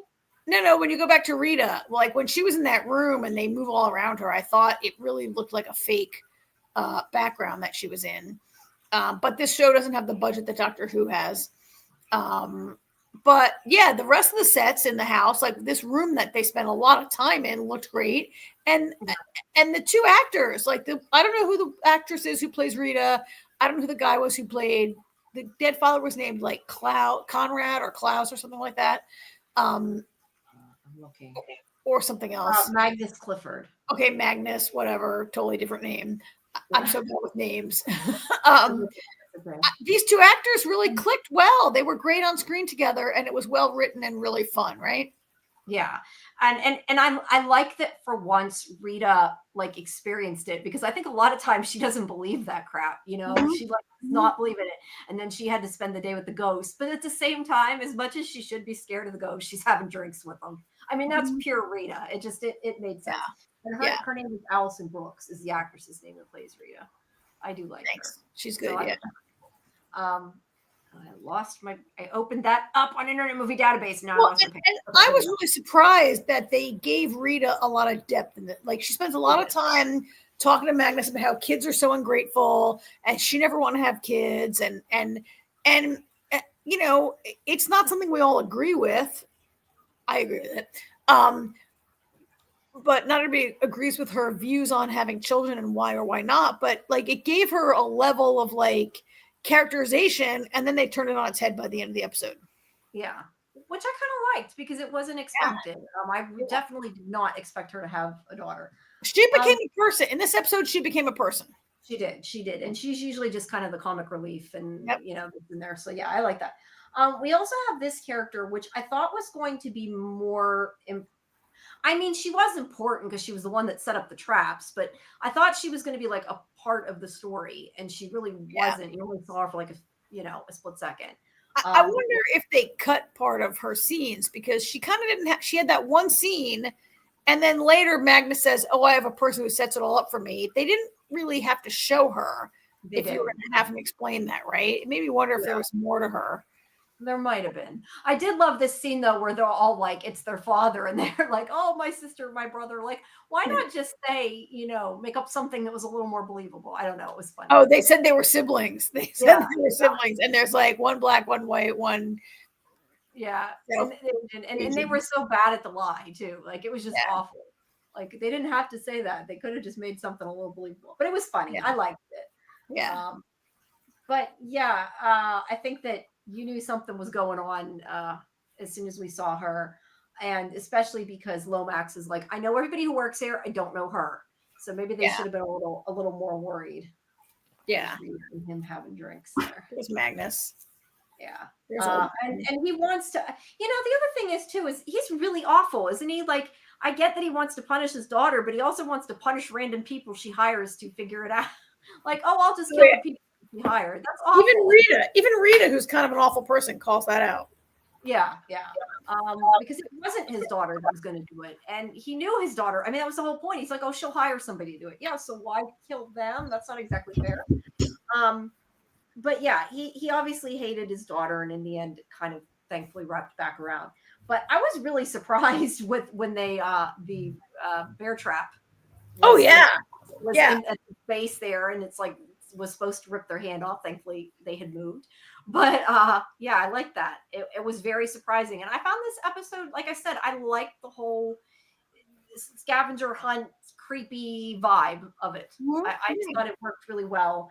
I know I was like trying to figure out what the hell the clues meant and figured out. Although I don't know, when the phone doesn't work, you know there's a problem. But then whenever you have a clue that says wait until it's dark, you know you're running out of time. Why would you stand around and wait till it's dark? Like, there's not supposed to be anybody watching you, but they like literally followed the directions. That part I questioned their sanity, but you know what also was nice? It has been a while since we saw the entire cast work on one case together and have full scenes together with all the three of them, but the four of them were together in some scenes. I agree. That was nice to see. And then so they find that band tombstone there, and they almost get hit by an arrow. That one though seemed to almost deliberately not hit them the way they did it. The other one seemed a little more dangerous. But yeah, they're like, you have to wait till it gets dark, and they're like, okay, let's hang around and wait till it gets dark. That I don't know. I just made me laugh. I mean, it was nice also, Jamie, that they relied on Lomax's knowledge of the cemetery, right? Like her background with her parents owning a funeral home, pays off in this episode. Yeah, it definitely does. And there's the clues there about finding the key, and they figured out it was Jesus, and they had to find a statue, and we're careful this time to get the key. And then Rita calls, I believe that's where Rita calls him, and she's like, hey, hey, they're kind of in trouble. I was surprised the guy told her to call him and tell and let her warn them, like they're already there. So I'm not sure what that accomplished, but it was cute. And at least he knew to go so he could save them. And then that is about them running out of air. The other thing that kind of I wondered about, just like about the waiting till dark, they know they're running out of air, but none of them are actually doing anything other than standing there complaining and freaking out. You have 50 minutes, quit like going and try to figure out how not to die. Because I figured there might have been an answer. I mean, I guess there wasn't an answer inside the tomb it ended up, but it made you think there was going to be, and they didn't really look. Yeah. So yeah, they don't have tons of time left. But there's Rita chilling, enjoying her time with this ghost. I felt like if Magnus was alive, like they could have dated, right? Couldn't they have dated and been like a nice couple, those two? Yeah, maybe that would have worked. Yeah. So he comes and Luke comes and finds them. I loved their explanation of how. Why am I getting a notification for recording? That's weird. It does that sometimes. I see it. Yeah. Yeah, it does that, I think, because it's trying to upload it and it's not working. I like his explanation of how he found them, though. He's like, I can tell when there's dead around, so I just basically did the opposite and followed the live people, and he found them. It's kind of surprising, though, that it was so easy for him to get in, that he just opens the door, Yeah. So yeah, they that way can find the password. Now, of course, Rita's an idiot. This is where it's like, Rita, you were doing so well. And she has to be greedy and ignore the what Luke told her. I mean, Luke said, don't go to Tyler. He was trying to protect her. Yeah. And Rita does, as Rita always does, and completely ignores everything Luke says. And she goes to Tyler. However, I don't think Tyler hurt her. He just got the information from her about going to Luke's mother, was kind of the whole point of that plot, I guess. Yeah. I'm getting sick of Tyler, I gotta say. Yeah, it did seem like they're gonna, or at least the season finale is about the wrap up of that. But I do think it's gone on a little too long. They've threaded it a little too far. I didn't mind the storyline. I just think it's been not enough given to us at a time. Yeah, it's gone too far with no information for us. We don't really know what his goal is. We don't know what he wants. We don't know why Seven, who is we know she's not Death because we've met Death. Seven is some sort of demon or boss. Yeah, we don't know anything about that, right? You just know that he's evil because he has that crazy mustache. He's got to be evil. He doesn't have a villain mustache. So then he meets this woman and hears this whole story of how she waited too long for her love and they thought they had forever and then she died. So it's like this sad story, which the whole point is to connect to him talking to Megan. You knew immediately that he was going to call Megan, right? Yeah. Which I've said before, I don't know that I really love the two of them together, and I think it's been too long for them to wrap it back around. I don't know that I needed that, but it is what it is. I was just you knew at that point. And then, so they get into the computer, they find his will. And also, so the will basically said she got nothing, but he had a hidden will, I guess, in case he changed his mind. I love how it's written in those old-timey Dracula font. Right. Like my parents' will is just written in normal. That's fine. Times New Roman. Yeah, it is. You're right. Yeah. But yeah, he hid a will and he tells her the truth about like, well, there's this other will hidden that would be more fair. You can find it. So I guess if they have a second will, they can just pretend they didn't find the first one, I guess, and it overrides it. I love that Rita talks him into like doing the kinder thing. Yeah. Yeah. The fact that it was Rita was surprising. And I like that. Yeah. Because Rita says like, you have two wills and you could use that one will to like punish your daughter for the rest of her life. And like, but you could also use the other will and like capture that one. He only has one nice memory of his daughter, which is kind of sad. And she's like, you could like do the right thing, capture that moment. And then she'd be in therapy for the next like 40 years, right? She'd feel bad for the rest of her life, basically. Like there is a little like, well, she wasn't a great person, to be fair, but she maybe didn't deserve. She was a great person. Her father was not a great person. The apple doesn't fall far from the tree, right? But and here's the most annoying part of the episode, right? Yep, where he talks to Megan. And I did kind of like, though, where he's like, I know it's a bad time, and I'm just telling you I love you, and I'm going for it, and you can take it or leave it. So I kind of liked the conversation in that sense. But yeah, I just kind of feel like it's a little too late for this relationship. I haven't been invested in it from the beginning. I mean, Yes. I like the character, like the actress. I have no problem with it. It doesn't, I don't really see it. I think it might be a better story if she rejects him. I'd like to see her reject him and be like, sorry, it's too late, or sorry, whatever. He gives it a try, and then Luke has to deal with the consequences of it and maybe move on to another love interest, or like I could see reasons why Megan would say no. Yeah. And is it more important for Luke to have taken that shot than to actually be with her, storytelling wise? Yeah, that's true. Well, the thing is too, is it's not so much that I even dislike them being together. It's that to know that he's this deeply in love with her, I don't know that I feel that. Yeah, I don't know that I buy that. And like they've been apart for so long. Not that you can't love somebody and not get over it. I'm not saying you can't, but I don't know. It just didn't play, I don't think, quite like they expected it to. I also don't know that I want this show to be spending time on their relationship. Like Augie's relationship with his, what's her name, his girlfriend that he's been with, like that played into the story pretty well, but she didn't have a ton of screen time to distract us. And like, I'm not interested in watching a show about like these two falling in love and being together and like doing whatever, right? Like, so we had a lot of Susan. We didn't have a lot of. We've had some Susan and Crash lately. Yeah. I'm not sure where that's going. I like that one place where it went in this episode was like, have you told him he's a fireman and you set fires with your mind? Like, have you had that conversation yet?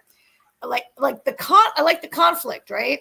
Like as soon as there's no conflict, it ceases to be an interesting relationship. And if Megan and Luke get together and are happy, then can you just send her like off the screen to not be around anymore? Because a happy relationship is boring television. Yeah, that's true. That's true. So then we have the little bit with Rita and find out that she's really a mother. That was the whole point. Oh yeah, that was awesome, right? Yeah. It made her want to contact her own daughter, who she clearly has not talked to in a long time. Yeah. So, maybe she's trying to be a little bit better person. Yeah. And then we get Tyler, who breaks his way into Luke's mother's house because he's going to, I don't know if he's going to try to hop into her or if he's going to try to use her to get to Luke. Don't know yet. I guess we'll find out probably this week. Yeah. So, yeah. I think what might be really boring about Tyler is that he goes around like acting like a mean guy, but like he's not like, okay, the whole first season when Megan's house was haunted, like her house was haunted. There were ghosts and stuff around. And when Luke's mother was like missing and he was talking to his dead mother, but it turned out it was that ghost, right? Or whatever. Like that was interesting. And for Tyler to just be like a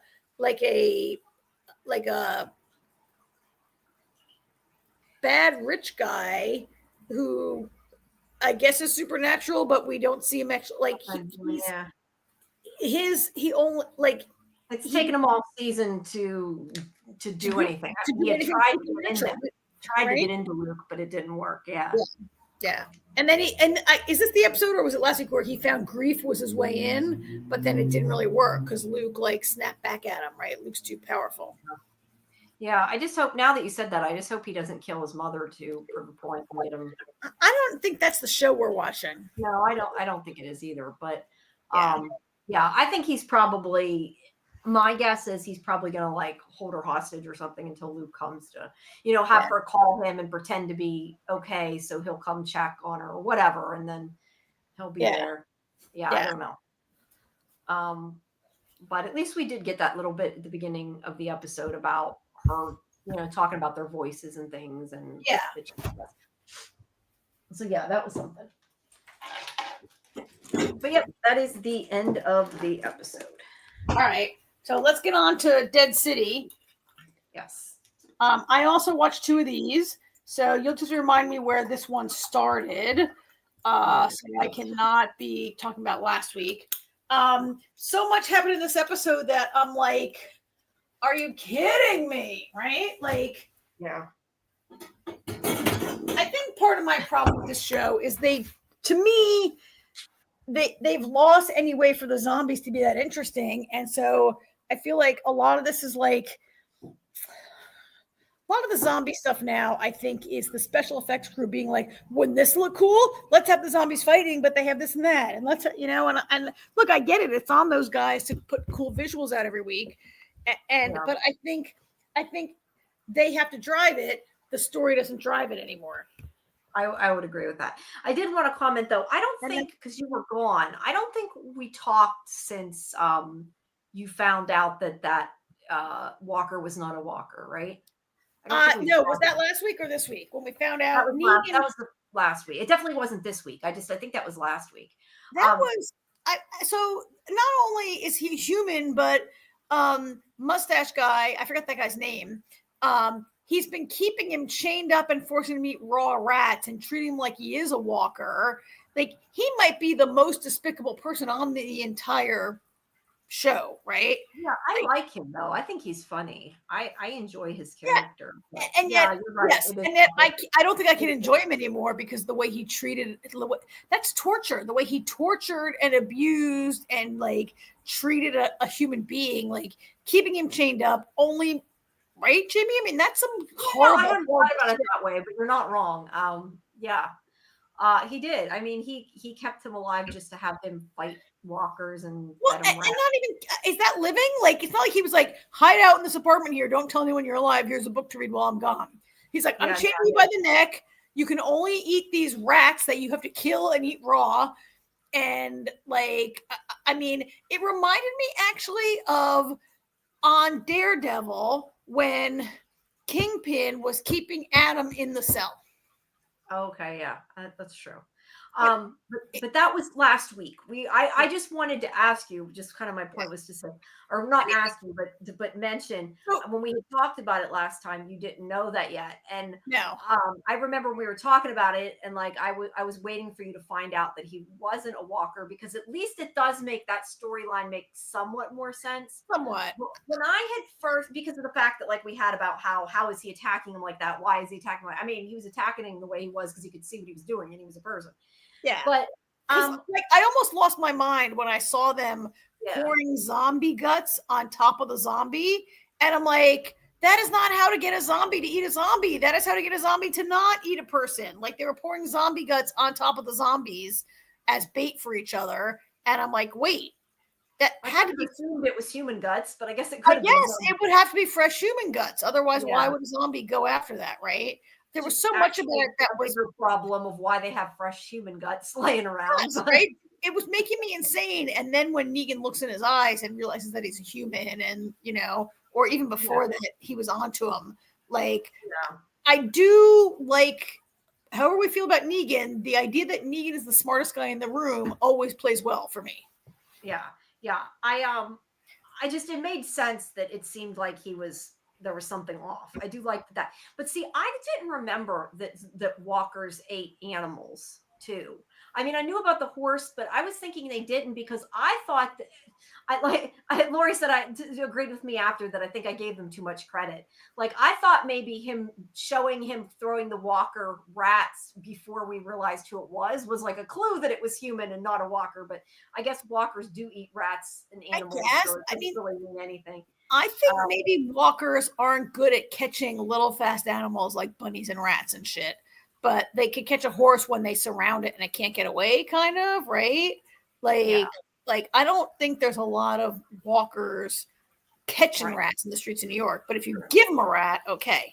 Yeah. Well, my point was, I was kind of wondering if the fact that he was feeding the walker rats before we knew it was a human was kind of foreshadowing it. Yeah. I just kind of think that, I don't know that I'm going to give him that much credit. It might have just been that's the way it worked out. Yeah. But regardless, that isn't in this episode. I just wanted to comment on that since you weren't here to talk about it last time. All right. This is the rat episode. Yeah, this is. Do I have the right episode? No, I am sorry. I have the wrong episode up. No wonder why it's showing that picture. I'm like, that isn't the right one. Is this the episode where Negan goes to meet the other faction who dress like Vikings? Maybe No. not Vikings. Was that last week when he goes to This see is the Christos? one where the electric's knocked off at the beginning. Yeah. Yeah, that's why I said that was the wrong one. This one is about where Negan goes, okay, maybe you're not saying what I thought you were. Negan goes to talk to Kristoff and his people. Yeah. Whatever his name is, Christos, maybe I think is his name. Christos, maybe. Yeah, he goes to talk to him in this episode.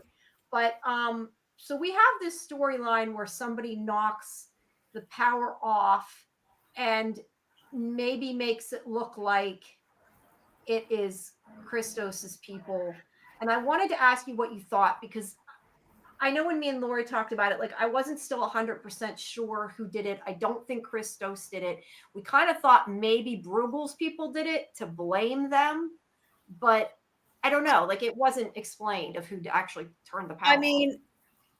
I didn't really. Hi, Alice. She's saying hi, SciFi. Yeah, At first I didn't really think about who did it, right? And then when they accused Christos, I was like, oh, that totally makes sense because they're mad that these other guys are palling up together. But I agree. Once Christos sort of dropped the act and we learned who he really was, I don't think he did it. He doesn't want to play this game. He kind of wants to be left alone to go live in his place and he's been sucked into a bad situation. And I think it's possible that somebody set it up to look like they did it, right? Yeah. And could it be the Croats set it up to give him an excuse to kill all of them? Maybe. I don't think Would it be Negan? I don't know where Negan would have gotten the knife. Like, who would get that knife? Negan couldn't have done it. Because where would Negan get those knife? I like Lori's idea that it could have been Bruegel, because if you think about the fact, and this part we didn't talk about, but I was thinking about now, Bruegel may have been afraid that even though Negan said he wasn't going to, he was going to go tell this guy that he was cheating him the whole time. So maybe he was trying to get rid of him a different way. Yeah. So yeah, I don't know. That's the only thing that makes sense, is that it's him, because I don't think Negan necessarily had access to do it or a reason to do it, but I definitely don't think it was Christos. But that's not necessarily the most important part of the episode. I just was curious what you think. Another scene I wanted to ask you about, and sorry, I just certain things we talked about that we hadn't figured out for sure. Wanted to ask you. When I watched this scene the first time, I took it a bit different than I did when I watched it again, and I wasn't sure if it's just something I imagined when I saw it the first time. He makes this, Pearlie makes this comment about if they go any further to the bridge or something like that, that they're going the wrong direction, something like that. I forget exactly what he said. Yeah. I thought when I saw this the first time that Maggie was leading them the wrong direction and or in circles or a long way around, because she did not want Herschel to tell them they were coming, and she was afraid that he was going to sneak and tell them. So she was kind of like tricking him. And he's like, if we go any farther, we're like too far off. Oh, no. And I don't know if I just saw that in my head and thought it, because after I was like, I don't know that made sense, because why would she have trusted Pearlie enough to tell him that her son may be on the other side? Because we had an earlier scene where they're going through the park and he says, we have to go this way. Maggie says, how do you know? He says, I grew up in New York City. My brother and I played in Central Park all the time. We used to cut school. We used to come to Central Park. Pearlie knows Central Park. And so that's why he says, if we go this way, we've gone too far.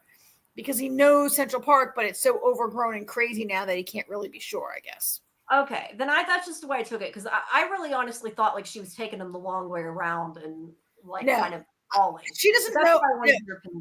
I took it. She doesn't know the park. He knows the park, but it's been like 25 years, 20 years of the park not being maintained.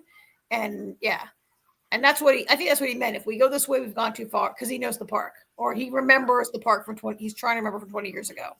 Yeah. I had an experience this past weekend where my dad and I went back to New York City to his old neighborhood, and he was like, I'll tell you how to drive, go this way. And he like totally was wrong, because he hasn't lived in that neighborhood for 57 years, right? Yeah, that's fair. Hold on, I'm getting my thing.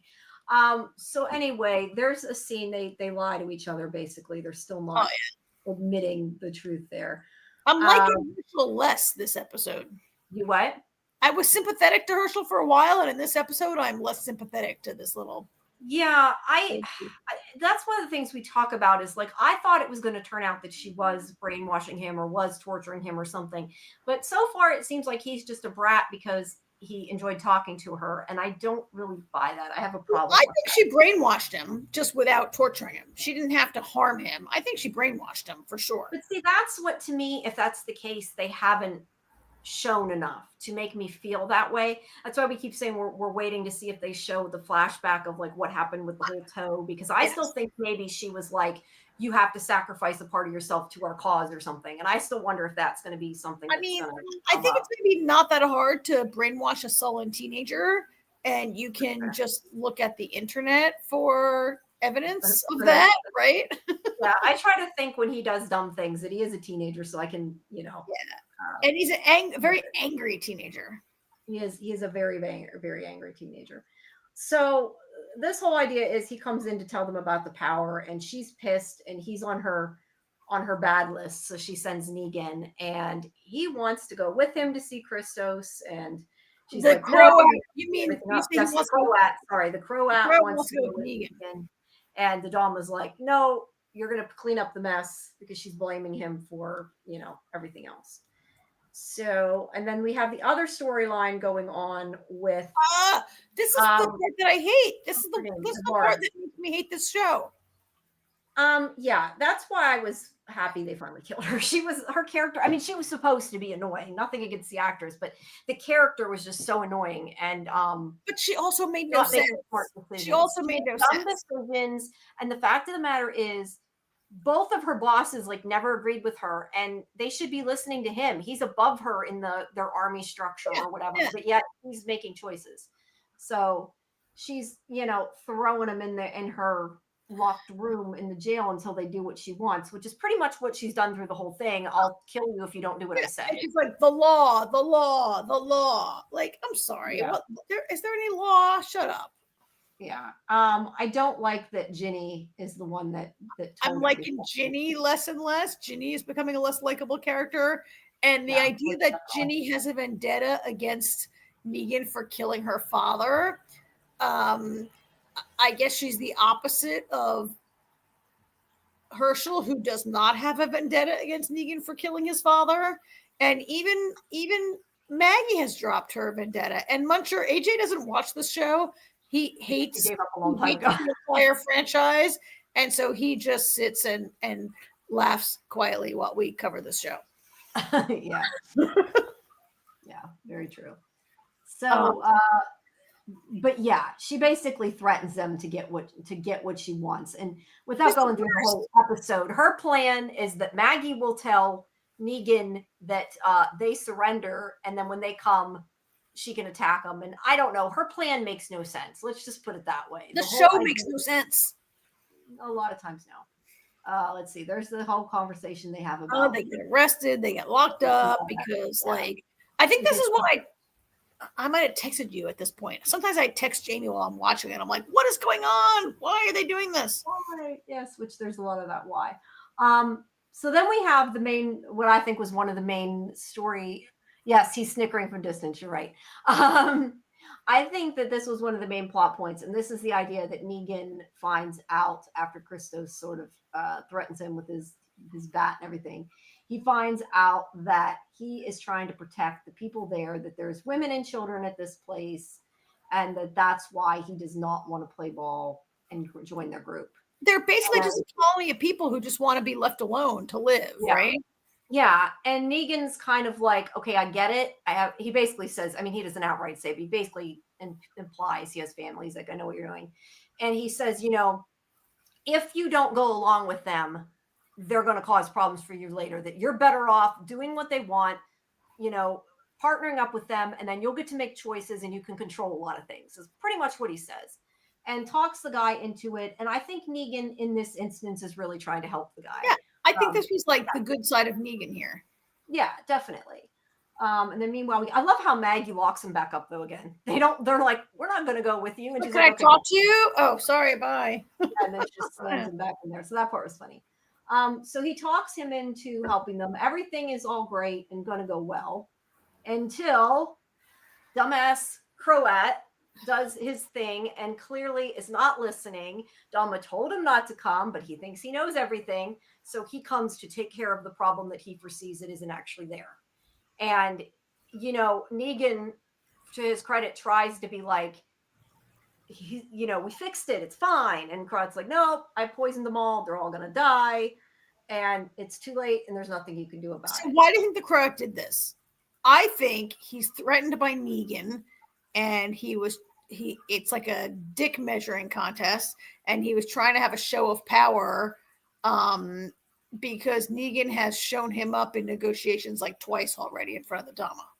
Yeah, I think he wanted to fix the problem and then be to her like, look what I did. And then it backfired and he's like, oh shit, he messed up. And then he tells him after, we also had the conversation, the fact that he's like, I let the women and children live, but you killed the dogs for no good reason. Not that there's ever a good reason, but he killed the poor dogs. But he left these women and children with no men, which I'm not saying that women need men to protect them, but they don't have part of their colony to help raise these children and protect them now. The men are. That's even true, though. I felt like he just said it to Negan. I don't really think he let anybody live. Oh, yeah. Okay, good point, Jamie. I think you might be right. He might have gassed the women and children also. And again, I highly doubt he pulled them out of there first. They would have. Not only is Negan against the killing of children, but Negan, from the day we met him, feels that humans are a resource, right? Yeah. And why kill them if you can bring them to your side? Yeah, and I think that he just said that to me. Yeah, I don't, because he would have had to sneak them out there without that group knowing it. I just don't think that makes sense. And yes, Muncher, they gassed the dogs also. Those two beautiful German Shepherds are dead. Yes. Yes, those were cute dogs. So Negan's pissed, and he tells him he'll help him take care of it. And this sets up probably, Jamie, you're going to get into it, but the best sequence of the entire show, probably for 2 seasons. I love what happens in the rest of this episode. Okay. Go ahead with with Negan. Go ahead with crybaby Herschel right now. Okay, I was going to say, I didn't think you cared about this scene. No. Yeah, the main thing about here is that she asked him, she's like, I forget what she says, but basically implies that maybe Negan broke her heart or something like that. She being who? Maggie. That's why she wants to kill Negan. She said, why does Maggie hate Negan? Did he break her heart? No, he killed her. And she's like, no, he killed my father. And but anyway, at this point, Maggie sneaks up on Navarez, and she almost makes it until Ginny, little brat, who really I hate Ginny. Ginny points the gun at Herschel and is like staying on Navarez's side because she seems to think that Navarez will actually save Negan for her to kill her. And this is part of why she's been nasty to Maggie. But that scene is neither here nor there because that's not the important part. The important part with Negan, I have really been enjoying, and maybe this is what you're talking about. I have really liked how Negan is constantly pitting them against each other and like, why do you let her treat you like that? She treats you like, like you're nothing. She treats you worse than the rat. Because that's what made this guy, to begin with, in all honesty, try to take care of himself. It caused this issue. Big boo-boo. I had texted you earlier, Jamie, I was watching this, and I said, why is everyone afraid of the Dama? She's just an old lady. Yeah. Why doesn't anybody kill her, right? Yeah, I do agree with that. And then in this scene where Negan says, like, oh, by the way, he's like, it's cool that you gassed all those women and children. I don't care. But the Dama's a total bitch. Like, I'll back you up because she treats you really badly. He's like, I don't like how she treats you. She treats you worse than a rat. She treats me worse than the rat. She loves that rat, right? And I thought it was really transparent. I thought it was really obvious what Negan was trying to do, and yet the Croat falls. She's stupid to see it. Yeah, but I like that. I like that Negan's the one orchestrating this whole thing. And obviously she's not happy with what he did. But that's more about that whole thing with I forget the woman. This whole part was so dumb. These people didn't need to be in it. Yeah, it isn't really important to the story. But yeah, Jamie, I do not believe that the people of New York City would evolve in this way. No, I agree with you. But like I said, I do like the whole thing where he's getting them mad at each other, and it's totally working. His plan, even though it shouldn't, it's working. Then we have this part to me makes even less sense because Navarez is like, okay, you don't listen to me, I'm going to kill you, which Pearlie, well, she's going to kill Pearlie too, but Armstrong has said to her, Pearlie Armstrong, sorry, sometimes I call him Pearlie, sometimes I call him Armstrong, has said to her multiple times, they need Maggie. Negan will only listen to Maggie. And she's like, I don't care. I know everything. I'm going to kill Maggie, because she thinks she knows everything. He's her leader, but yet she's overthrown him, even though she has no reason to be able to do that. She's overthrown him. And for us as viewers, there is zero chance that Maggie will die. Yes. Zero chance, right? Yeah. I did think this scene was done well, though. Like, it was tense. Yes, you're right. She has plot armor. She's not going to die. But I still thought it was tense, and the way they did it, I thought was done well.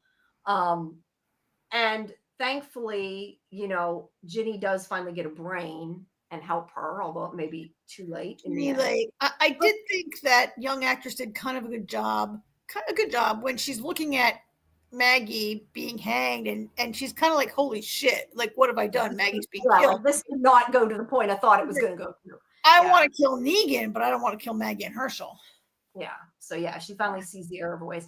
And then we've got these people who stand around and moan and let themselves be killed. I feel like everybody has a sense of preserving your own life. Like, I don't even know if it's possible for you to just stand there and die and not try to not die. Like that many people, I don't know. I have a problem believing they would just stand there and let themselves. When they started like humming, they go hum hum. I thought, they're calling the zombies to come kill the Navarro and her Civil War actors. That'd be great. But then they just get eaten themselves. What? Yeah, they just all get eaten. Basically, Ginny saves Maggie so she doesn't get hung, because she gets hung for a second, but she saves her. Yeah. And then Navarez, who's like the worst person ever, actually uses Herschel as a human shield. Like, I know she doesn't like Maggie, but like, to use a kid as a human shield is pretty damn low. But she gets her comeuppance when Roxana, which it shows here, is the one. Roxana gets her. Yeah. The one that she just killed, a few minutes ago. She comes and bites her and takes her down, and it's over. And of course, there's a lesson there. If you hang someone, don't just toss their body to the side. Put them down so they don't come back as a zombie and bite you.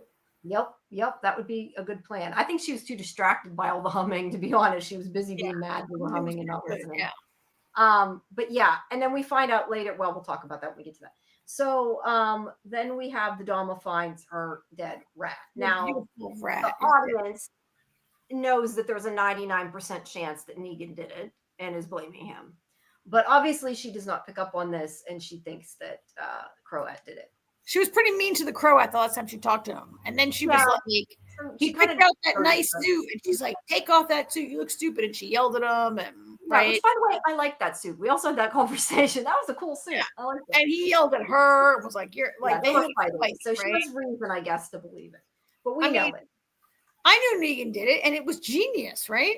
Yeah, it was. And that's why I said I love how he's playing both of them. So Ginny, I think you weren't supposed to be sure if it's a bite or a stab, but if you look. Oh no, she got bumped into that stick. So a zombie pushed her, and there was a tree branch that she got impaled on.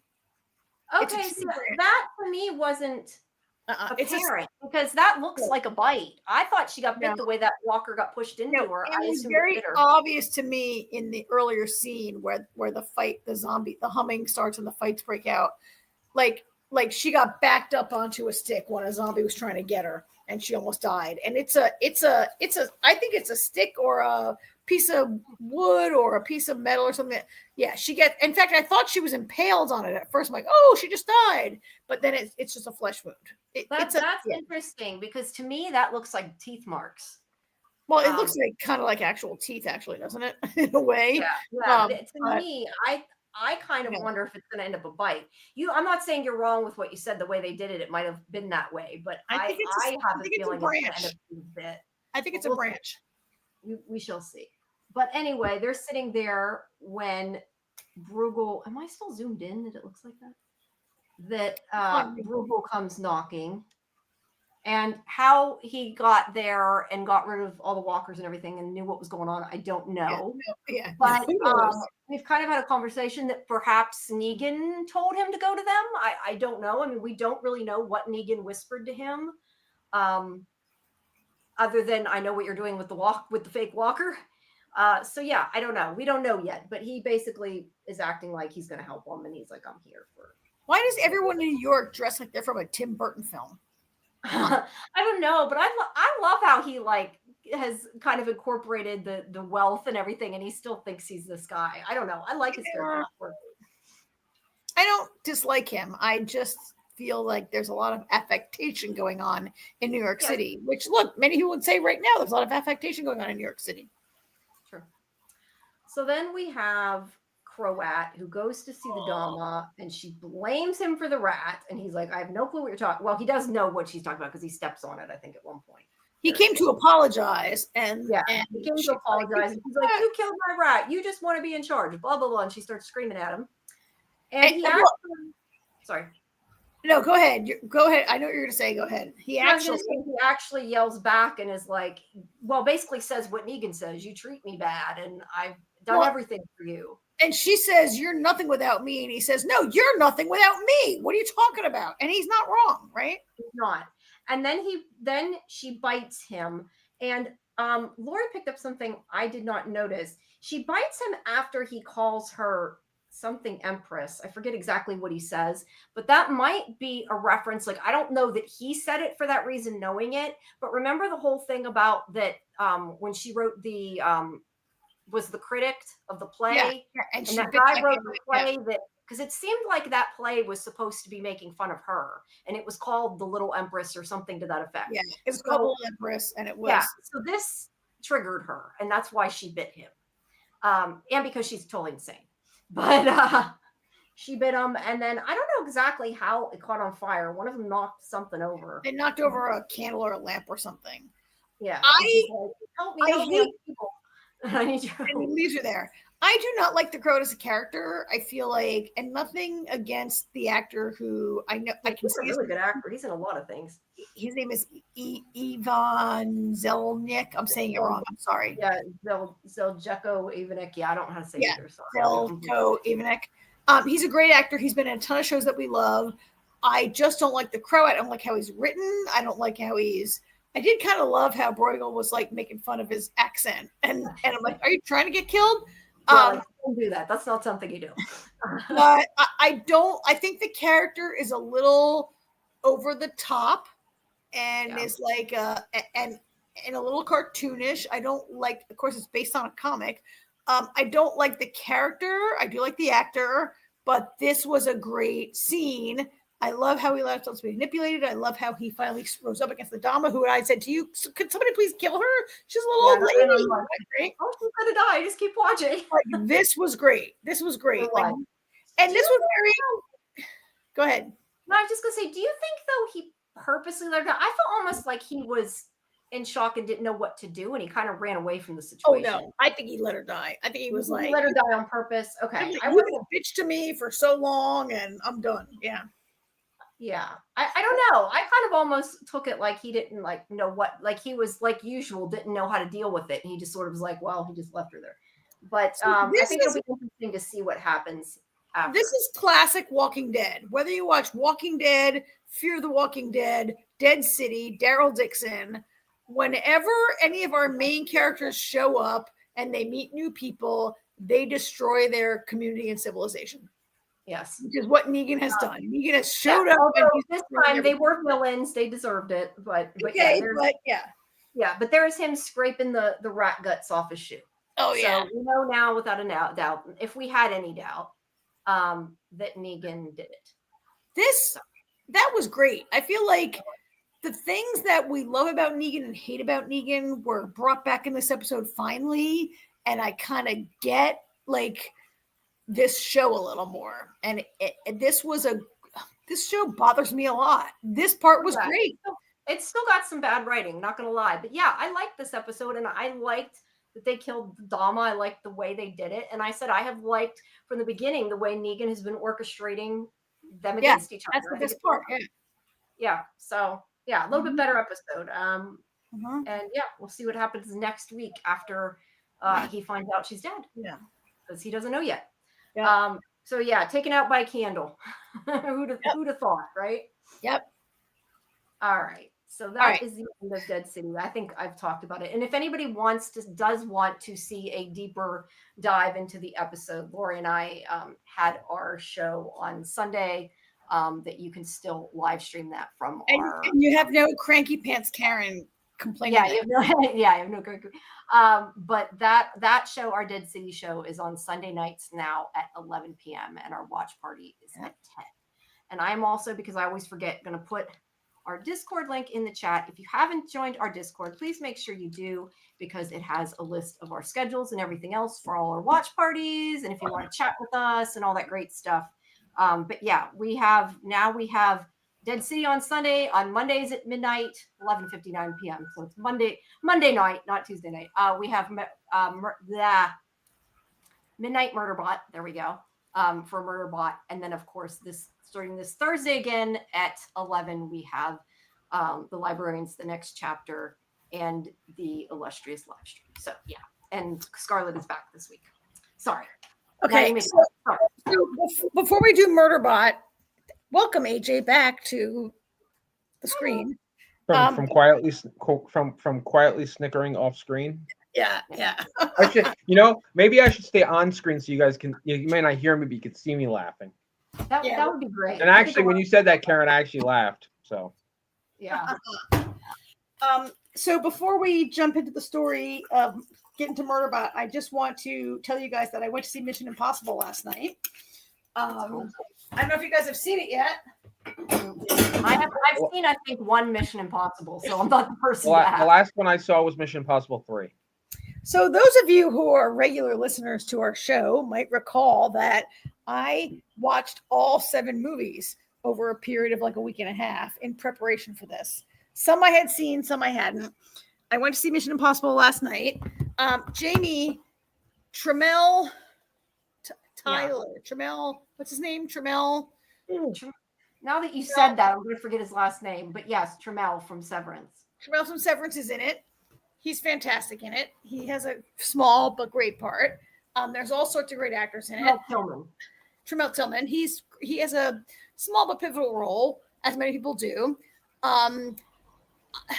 So you guys aren't into MI, so I don't have to recap it that much. I would say you don't go to Mission Impossible for the plot and the dialogue. 50% of it probably is exposition, because you have no clue what's happening at any given time. It's about an evil AI that's trying to annihilate humanity. Nobody had more fun on this movie than Isai Morales, who plays the heavy. He's the bad guy. He chews every piece of scenery that comes near him. I had a good time. I went to it. Also, Tom Cruise has not one, but 2 extended action scenes wearing nothing but boxer briefs. And I thought, gee, Tom Cruise, you've made like 7 of these movies and you're always wearing a shirt and a tie. And suddenly at the end, you do all these like scenes with no shirt on. I haven't seen Tom Cruise without a shirt on since like Top Gun. I guess part of it is like you get attacked in your underwear and you got to fight a guy and you have nothing, right? You have no, like, I've seen Tom Cruise strangle a guy with his necktie or kill him with a cufflink or whatever, and he's got nothing because he's only in his tidy blackies. Anyway, I saw that. I caught up on a bunch of stuff this week, and now I watched Murderbot. So I watched 2 episodes. Is it a half hour a week or is it 2 hours? 2 of them. It's half hour every week. A half hour every week. Right. Yeah. It's not even a half hour. It's 26 minutes. Yeah. I watched both of them. I'm caught up. Okay, cool. Let's do it. Before we do, Muncher wants to know about your cat. Oh, that was my former cat. That was my cat, Speedy. Speedy. Speedy's not with us anymore. Speedy was like about 18 when she died a couple years ago. But that is Speedy, and I took her picture, and her eyes glowed like that. And she's my avatar, my little Speedy. My roommate for a long time. So yeah, that's Speedy. So right now, Muncher, I have a turtle. Sometimes, can you guys hear the water trickling? You never can hear the water trickling in the turtle tank, right? I have a turtle named Buddy. He does not make an appearance. Yeah. And my dog is generally quiet when they're on the show, and AJ's is usually the one that barks. My dog. Prairie barks once in a while. Unless I remember to put her in the room, then we're good. Yep. All right, I'll come back on the screen. Right. Okay, Murderbot. So I have watched both of them back to back, and so this was both of these were about. They've gone to the other place to see what happened over there, right? Yeah, finally. And I don't have my pictures are really long story, but the pictures are really bad for this one. That's the skin. That's the skin. Yeah, that's the skin. Yeah, we get this opening scene with them showing how they make these androids. I don't know that we needed it, but I kind of liked it because it's weird and it's, I don't know, creepy and had some fun lines in there with the. I kind of like they did show the poor production quality, right? There's a lack of pride in their work in this facility. Yeah, well, they're indentured servants, so that's why they don't really care all that much. Yeah, but yeah, did we really need these scenes? No, but it's kind of, I don't know, it's creepy, it's kind of cool, so it's an interesting. AJ barks. Yes, AJ's doing the barking. But anyway, yeah, so that was that whole opening scene there. So I don't know, Karen, since we haven't really heard from you, and you've seen a couple of them before you've been here. What do you think about the show? I mean, do you like it better now? Actually, I should ask both of you that, or do you still not really like it? I keep coming back to. I was telling a friend of mine about the show, and I came back to when I was last here 2 weeks ago, and I said, "Is this a comedy?" But I just don't get it. And you were like, "Yeah, Karen, I think it's supposed to be funny, but you don't get it." I have told you guys before that the 30-minute comedy is not my favorite television format. And I'm just not, comedies are just not mostly my thing. And I guess I'm not getting a ton of laughs out of this. And so it's hard to rely on the drama, right? Yeah, that's fair.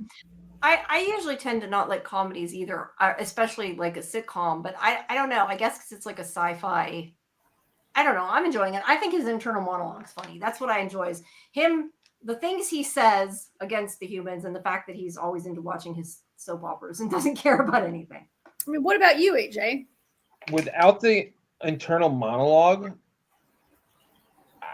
this show is very boring. Yeah. I mean, it doesn't. Honestly, I'm not feeling the show at all. I mean, I like his inner monologue, but if I never saw the show again, I would forget about it 5 minutes later. Okay, that's fair. I mean, I'm not sure. sure. It's funny, it's half an hour a week to do on the show, so I'll keep watching it while we're doing it on the podcast. But I mean, I just watched the episode today. I was like, oh shit, I got to watch Murderbot. So. Yeah. Oh, 22 minutes. So the internal monologue that you both have mentioned, yeah, it is sort of the funny part. I mean, do I laugh out loud? No, but I do kind of enjoy his complete superiority to humans. And some of it is actually moral superiority, which is funny because he has none. Most of it is just looking down on them. And I do enjoy John Cho in the YouTube sequences, the soap opera sequences, right? Now that you said that, I can't remember the name of Sanctuary Moon, right? This robot, he gets so bored with the humans that he tunes out and just runs like soap operas in his head. And I do love Sanctuary Moon. It's John Cho and the other guy. They're two like big stars. One from the Avengers that I can never remember his name. Clark Gregg. Clark Gregg. Okay. Clark Gregg. Yeah. But yeah, that's a big part of the, like, his inner monologue is much of the story because it's a bunch of inept humans and they're comedic, but that only goes so far. Like people that are incompetent, that's funny only for so long, right? Well, in this episode, we at least finally figure out what had been going on. Oh, yeah.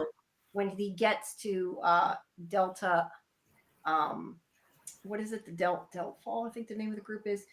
Anyway, sorry, these pictures are so awful. No, that's all you get from them, right? He had been fighting with that other sec unit at the end of the episode. We didn't know for sure if it was a person. Now we know it is a robot in there. But that the whole basic gist is that it is installing combat override modules in these robots to make them attack their people. For what purpose isn't 100% clear yet, but it wanted him to kill them. That's why it didn't attack them. It wanted our sec unit. Yeah, our sec unit. Skarsgård to kill all those people. So it would look like he went rogue when really they had basically put a chip in his head, kind of. Yeah. To make him do it. Right. And through the episode, he can't do anything because he's basically knocked out because the guy started overwriting his programming. He's able to sing the theme because he does say that like all the memories in the forefront of his mind that what he usually thinks about. So that's why he's thinking about the soap opera again. But he starts singing, he distracts them, he punches them, they fight. It's good. I mean, it's a good fight sequence. And then Mensa comes in, who decides, even though she shouldn't, even though he told her to leave, she risks her life to come in to save him because to her, he's a member of the team. And she brings this huge drill and she impales the guy with it as he almost. I love too how he's like it's interesting because obviously he's not human, but he talks about like it feels like he's floating above his body because he can't turn off the pain sensors, and they show that, which is kind of interesting. But the guy gets the chip in, it just hasn't quite finished working all the way. Like he still has most of his faculties and he fights the guy. I'm trying to get to where she stabs him. That's here somewhere. She comes, there it is. There's that big drill. She stabs him with the drill, and that's when you know he's a robot because he bleeds blue. And she gets him out of there, and he is meanwhile not knowing what's going on. I think it's funny. He keeps telling her, these pictures are so crap. He keeps telling her that when she touches him, he's like, no touching. And he's like, this has to be reported or whatever.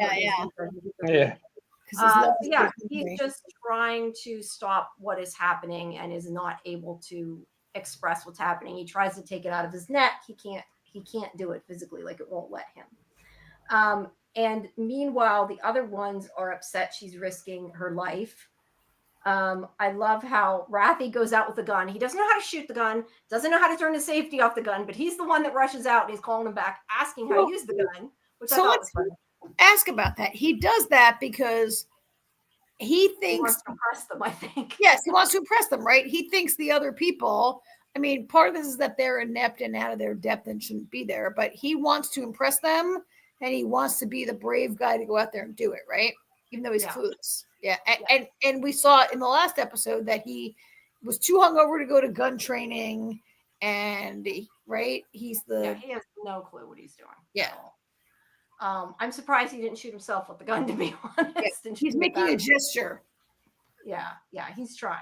And I do also like, I like the scene whenever Pingley is talking to Arata and they're like, well, if he dies, we won't have, what she said, like, we'll be out of the contract. And then they're like, well, I don't really want him to die. They just clearly don't want to continue the sex throuple they have. But so he goes out and risks his life. And then they're trying. Now, I do like to, we get to see Alexander Skarsgård in part of Sanctuary. Yeah. And his crazy ass hair, which I love. That's great. I mean, you guys, that's the show I want them to make. I would watch. Yeah, I would too. It reminds me of, what's the name of that show? And now I'm blanking on the name of it, but it's a Hulu show. Hulu had picked it up after the network dropped it. I think it's actually Orville. Back. Yeah, it reminds me a lot of Orville. So yeah, I'd watch that too. It was pretty cool. But he has now entered his soap opera, and he thinks she's still there. He's talking to her about it, and she has no clue. Who's her? Mensa. And I don't know if I skipped the pic. I'm trying to see where the pictures. One of these pictures. Yeah, Mensa's actually there. I didn't notice that until I went back through the pictures. That's not the best picture, but she is in the. See, that one's cropping it off. If you say so. I'll believe you. No, it is her. It's just these pictures are so bad. It's really hard to see. I could not get it to download to take good captures. But so he's going out and they're trying to figure out what to do there. He can't even open the door. That's the other thing. He can't even get the door open. And they come crashing through the side of the building, and that's how they get out. And he's acts like he's gonna get him, but he didn't even know how to work the gun. He had doesn't no even know how to work the gun. No, but the other sec unit comes and shoots him. Does not kill him again because he wants our sec unit to kill them. And I think it's Ping Li has the idea to. He's starting to see them as targets. Like his programming is being overridden. He's going to kill them soon. But that's right. I had these pictures out of order. I forgot I did. Right. See, the thing is, they're a different ratio than the other pictures. That's why they're not showing right. But they come down and squash him. You can kind of see it there. They bring the hopper and squish him. Yeah, they squish him. Yeah, and bring him up in the air and drop him and stuff. And that's really funny. I like that. I like how they did it. I don't know whether it's dead or not, but it was cool. But Sec Unit knows that his programming is screwed and that he's going to end up killing him. So he tells them they have to kill him. And when they refuse to, he shoots himself.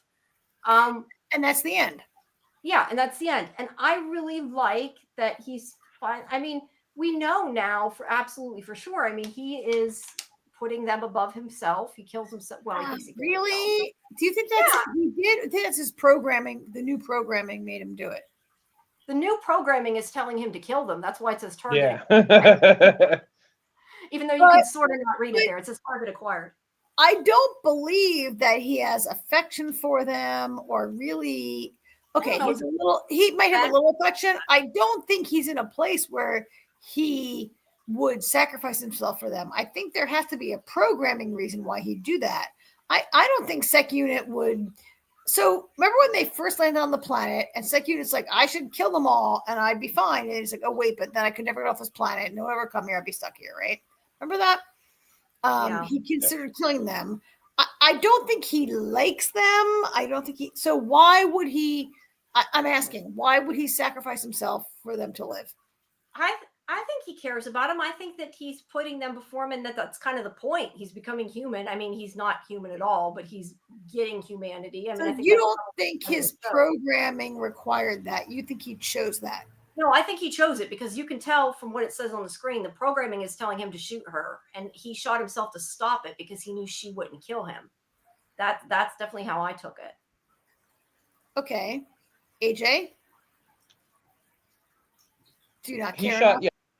He shot himself so he wouldn't kill them, but is there an ulterior motive as well? Why? I don't know. But I mean that's what it. So he shot himself so he wouldn't kill them. Does he have a personal motive for that? Like it was okay. Was it truly altruistic? Like I don't want to kill them. Let me save them. Because he has only disdain for them. He's never expressed really any, except for Mensa. So Mensa went out of her way to save him in this episode, right? Like Mensa, he's like, you all go home. I'm the Sec Unit. Go home. I'll take care of it. And Mensa defies him and comes and she saves his life. Mm-hmm. Yeah. And he even says that's why he didn't tell them right away what to do because he knew she wouldn't shoot him. So, right. Yeah. Which he communicated as like, I know you're weak. You humans have weaknesses. You wouldn't shoot them, right? Yeah. Not like you like me. I like you. I mean, obviously, the show is about him becoming more human. That's clearly what this is about, right? Yeah. Yeah. I don't know. Does he have? I know Muncher says. I think that's in sarcasm. I'm not sure that he says he loves him. Yeah. I don't know if it's so much affection is more like a duty, but I don't think it's programming. I think he's decided that he's all in, and right. It's kind of like in the first episode when he saves the doctor from the worm. Yeah, like it's like the right thing to do. I don't think that's his programming. His programming made him save the doctor from the worm. Don't you think? Yeah, but his programming. No, because his programming is he hacked his programming. It's not. It's off. Yeah, that's why when they tell him to do something, he has to remember to do it. And like when they say, look at me, he's like, I don't know. Okay, but he's not a human. He's not a human being. So while he dismantled the safeties of his programming, he still is a robot. He's not a human. Still a robot. No, yeah, he is still a robot. Although they're kind of sort of. I mean, they have human DNA in them. They've explained that.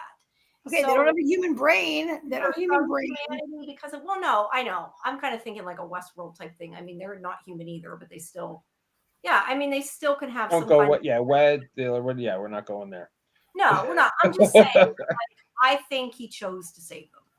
does he have an ulterior motive? I don't know. We might find out he did, but I think he wanted to protect them. Whether that's because he cares about him or he just thinks that's what he's supposed to do, I don't know. But yeah, I mean that's all he knows. He's always been supposed to do that.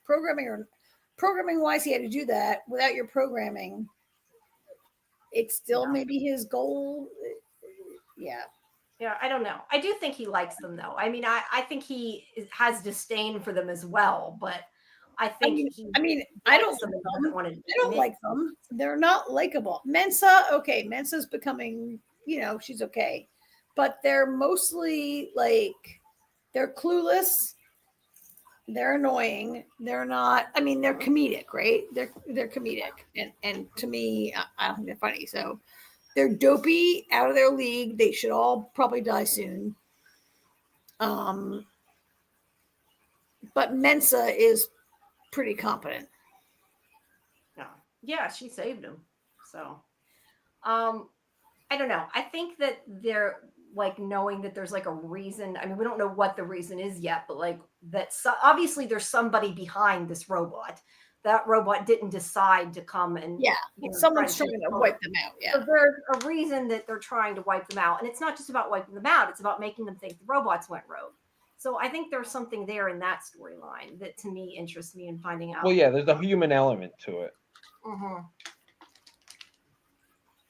Yes. I mean, I would say I'm happy to watch the show because it's on our podcast, and I'll keep watching it, and it's inoffensive. But if we were not covering it, I would stop watching this show. I don't think me too. You don't even have to keep watching if you don't want to. I mean, it's only half an hour a week. And I'm surprised because most things I've watched on Apple, most of my Apple shows are shows that I really like. And this is my first Apple dud. Now, I haven't watched, there are shows I don't watch because I know, like, I haven't watched Ted Lasso because I know I won't like it, so I don't watch it. Ted Lasso is really good. You know I'm not going to like Ted Lasso. Okay. I'm just saying. I really like Ted Lasso. I don't know. I think it's you know what I couldn't get into on Apple and everybody raves about it is Shrinking. I watched 4 episodes and I just I wasn't feeling it at all. And it has Harrison Ford. Yeah, I haven't watched it. Yeah, I haven't watched it. I don't know. Well, Murderbot, half an hour a week, I can watch it and maybe that's what I'm saying. Half an hour a week, yeah, whatever. That's not hard. Look, half an hour a week about robots is better than an hour a week about some other stuff, right? Sure. Fair enough. But like I was going to say, if you do want to see the deeper dive and more, you guys are deep diving this show.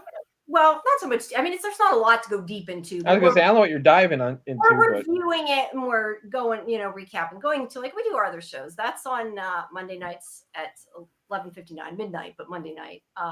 With me and Scarlett, and that's up from this week. You can still stream it. And no cranky Karen on that one either. No, although if you want to listen to that one, that episode was really long. We talked about a lot of other shit too. People seem to want us to keep talking, so we keep talking, and we talked about a lot of stuff. Tattoos and hair and me smashing my face on the pavement, a lot of stuff. Ugh. So but that's up. Anything else this week? Like I said, Revival I think starts the 12th, right? And Resident Alien starts the 6th. In 2 days. The 6th in 2 days. Okay, I gotta get those interviews done. Yeah. So Resident Evil, not Resident. What did I say? Resident Alien. Alien is this weekend. We'll cover it next week, but then we won't have Revival till the following week. Right. Yeah. And I still have more interviews for Better Sister coming, Murderbot, Librarians, and then I do have Revival and Resident Alien coming as well. But this is why I'm behind, and I need to get the rest of these up and finish posting all this stuff. But yeah, lots to come. Anything else you guys saw before we? No, I mean I watched some other stuff that we don't cover. I finished Handmaid's Tale. I watched some other stuff, but nothing that we are into. So I'm on season 2 of Librarians. Oh, of the original Librarians. Yeah. So I watched all 3 movies, and I'm on season 2 of the show. I caught up on the new show. That's all I watched with the 2 episodes. Whatever was on for the new show, I watched it. Yeah, the third one just aired, I think. Seemed kind of long, yeah. Yeah. I watched some of the original with no Wiley. I'll probably have to go back, but yeah, I'm kind of up there on this new show. Yeah, I think it's a lot of fun. Fun. And this week's one, now AJ, now that the third one's been out, the one you had watched ahead, I really like this one. The train. Yeah, I like the train one a lot too. Karen, Yeah. I compared. I said it was kind of like a cross between Warehouse 13 and Sleepy Hollow. This new season because of the man out of time and everything. Oh yeah, He's a bigger jerk than Ichabod, but it's the same concept. Yeah. Yeah. All right, so we're back next week. We're gonna drop Who, but we're gonna pick up some new stuff next week, and and I'll be in a more positive frame of mind. I promise. We hope. You don't have to be. Yeah, you don't have to be. It's okay. But yes, please make sure that you come back Thursday at 11 p.m. Eastern for our discussion on Librarians, the next chapter. And of course, the watch party is at actually 9:30. I think we're going to do it at 9:30 in Discord, so it's not quite such a rush to get onto the live stream right after the watch party. But that is all Thursday.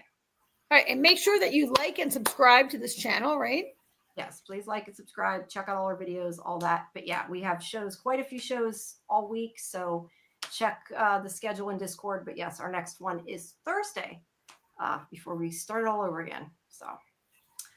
Okay. Guys, have a Good don't night, go. Muncher. Don't go. Muncher. Good night, ladies. right. Good night, Muncher, and everybody else in the chat. For coming. We appreciate it. Good night, you guys. Good Bye. night. We will see you next time. Bye bye. Good night. Good night.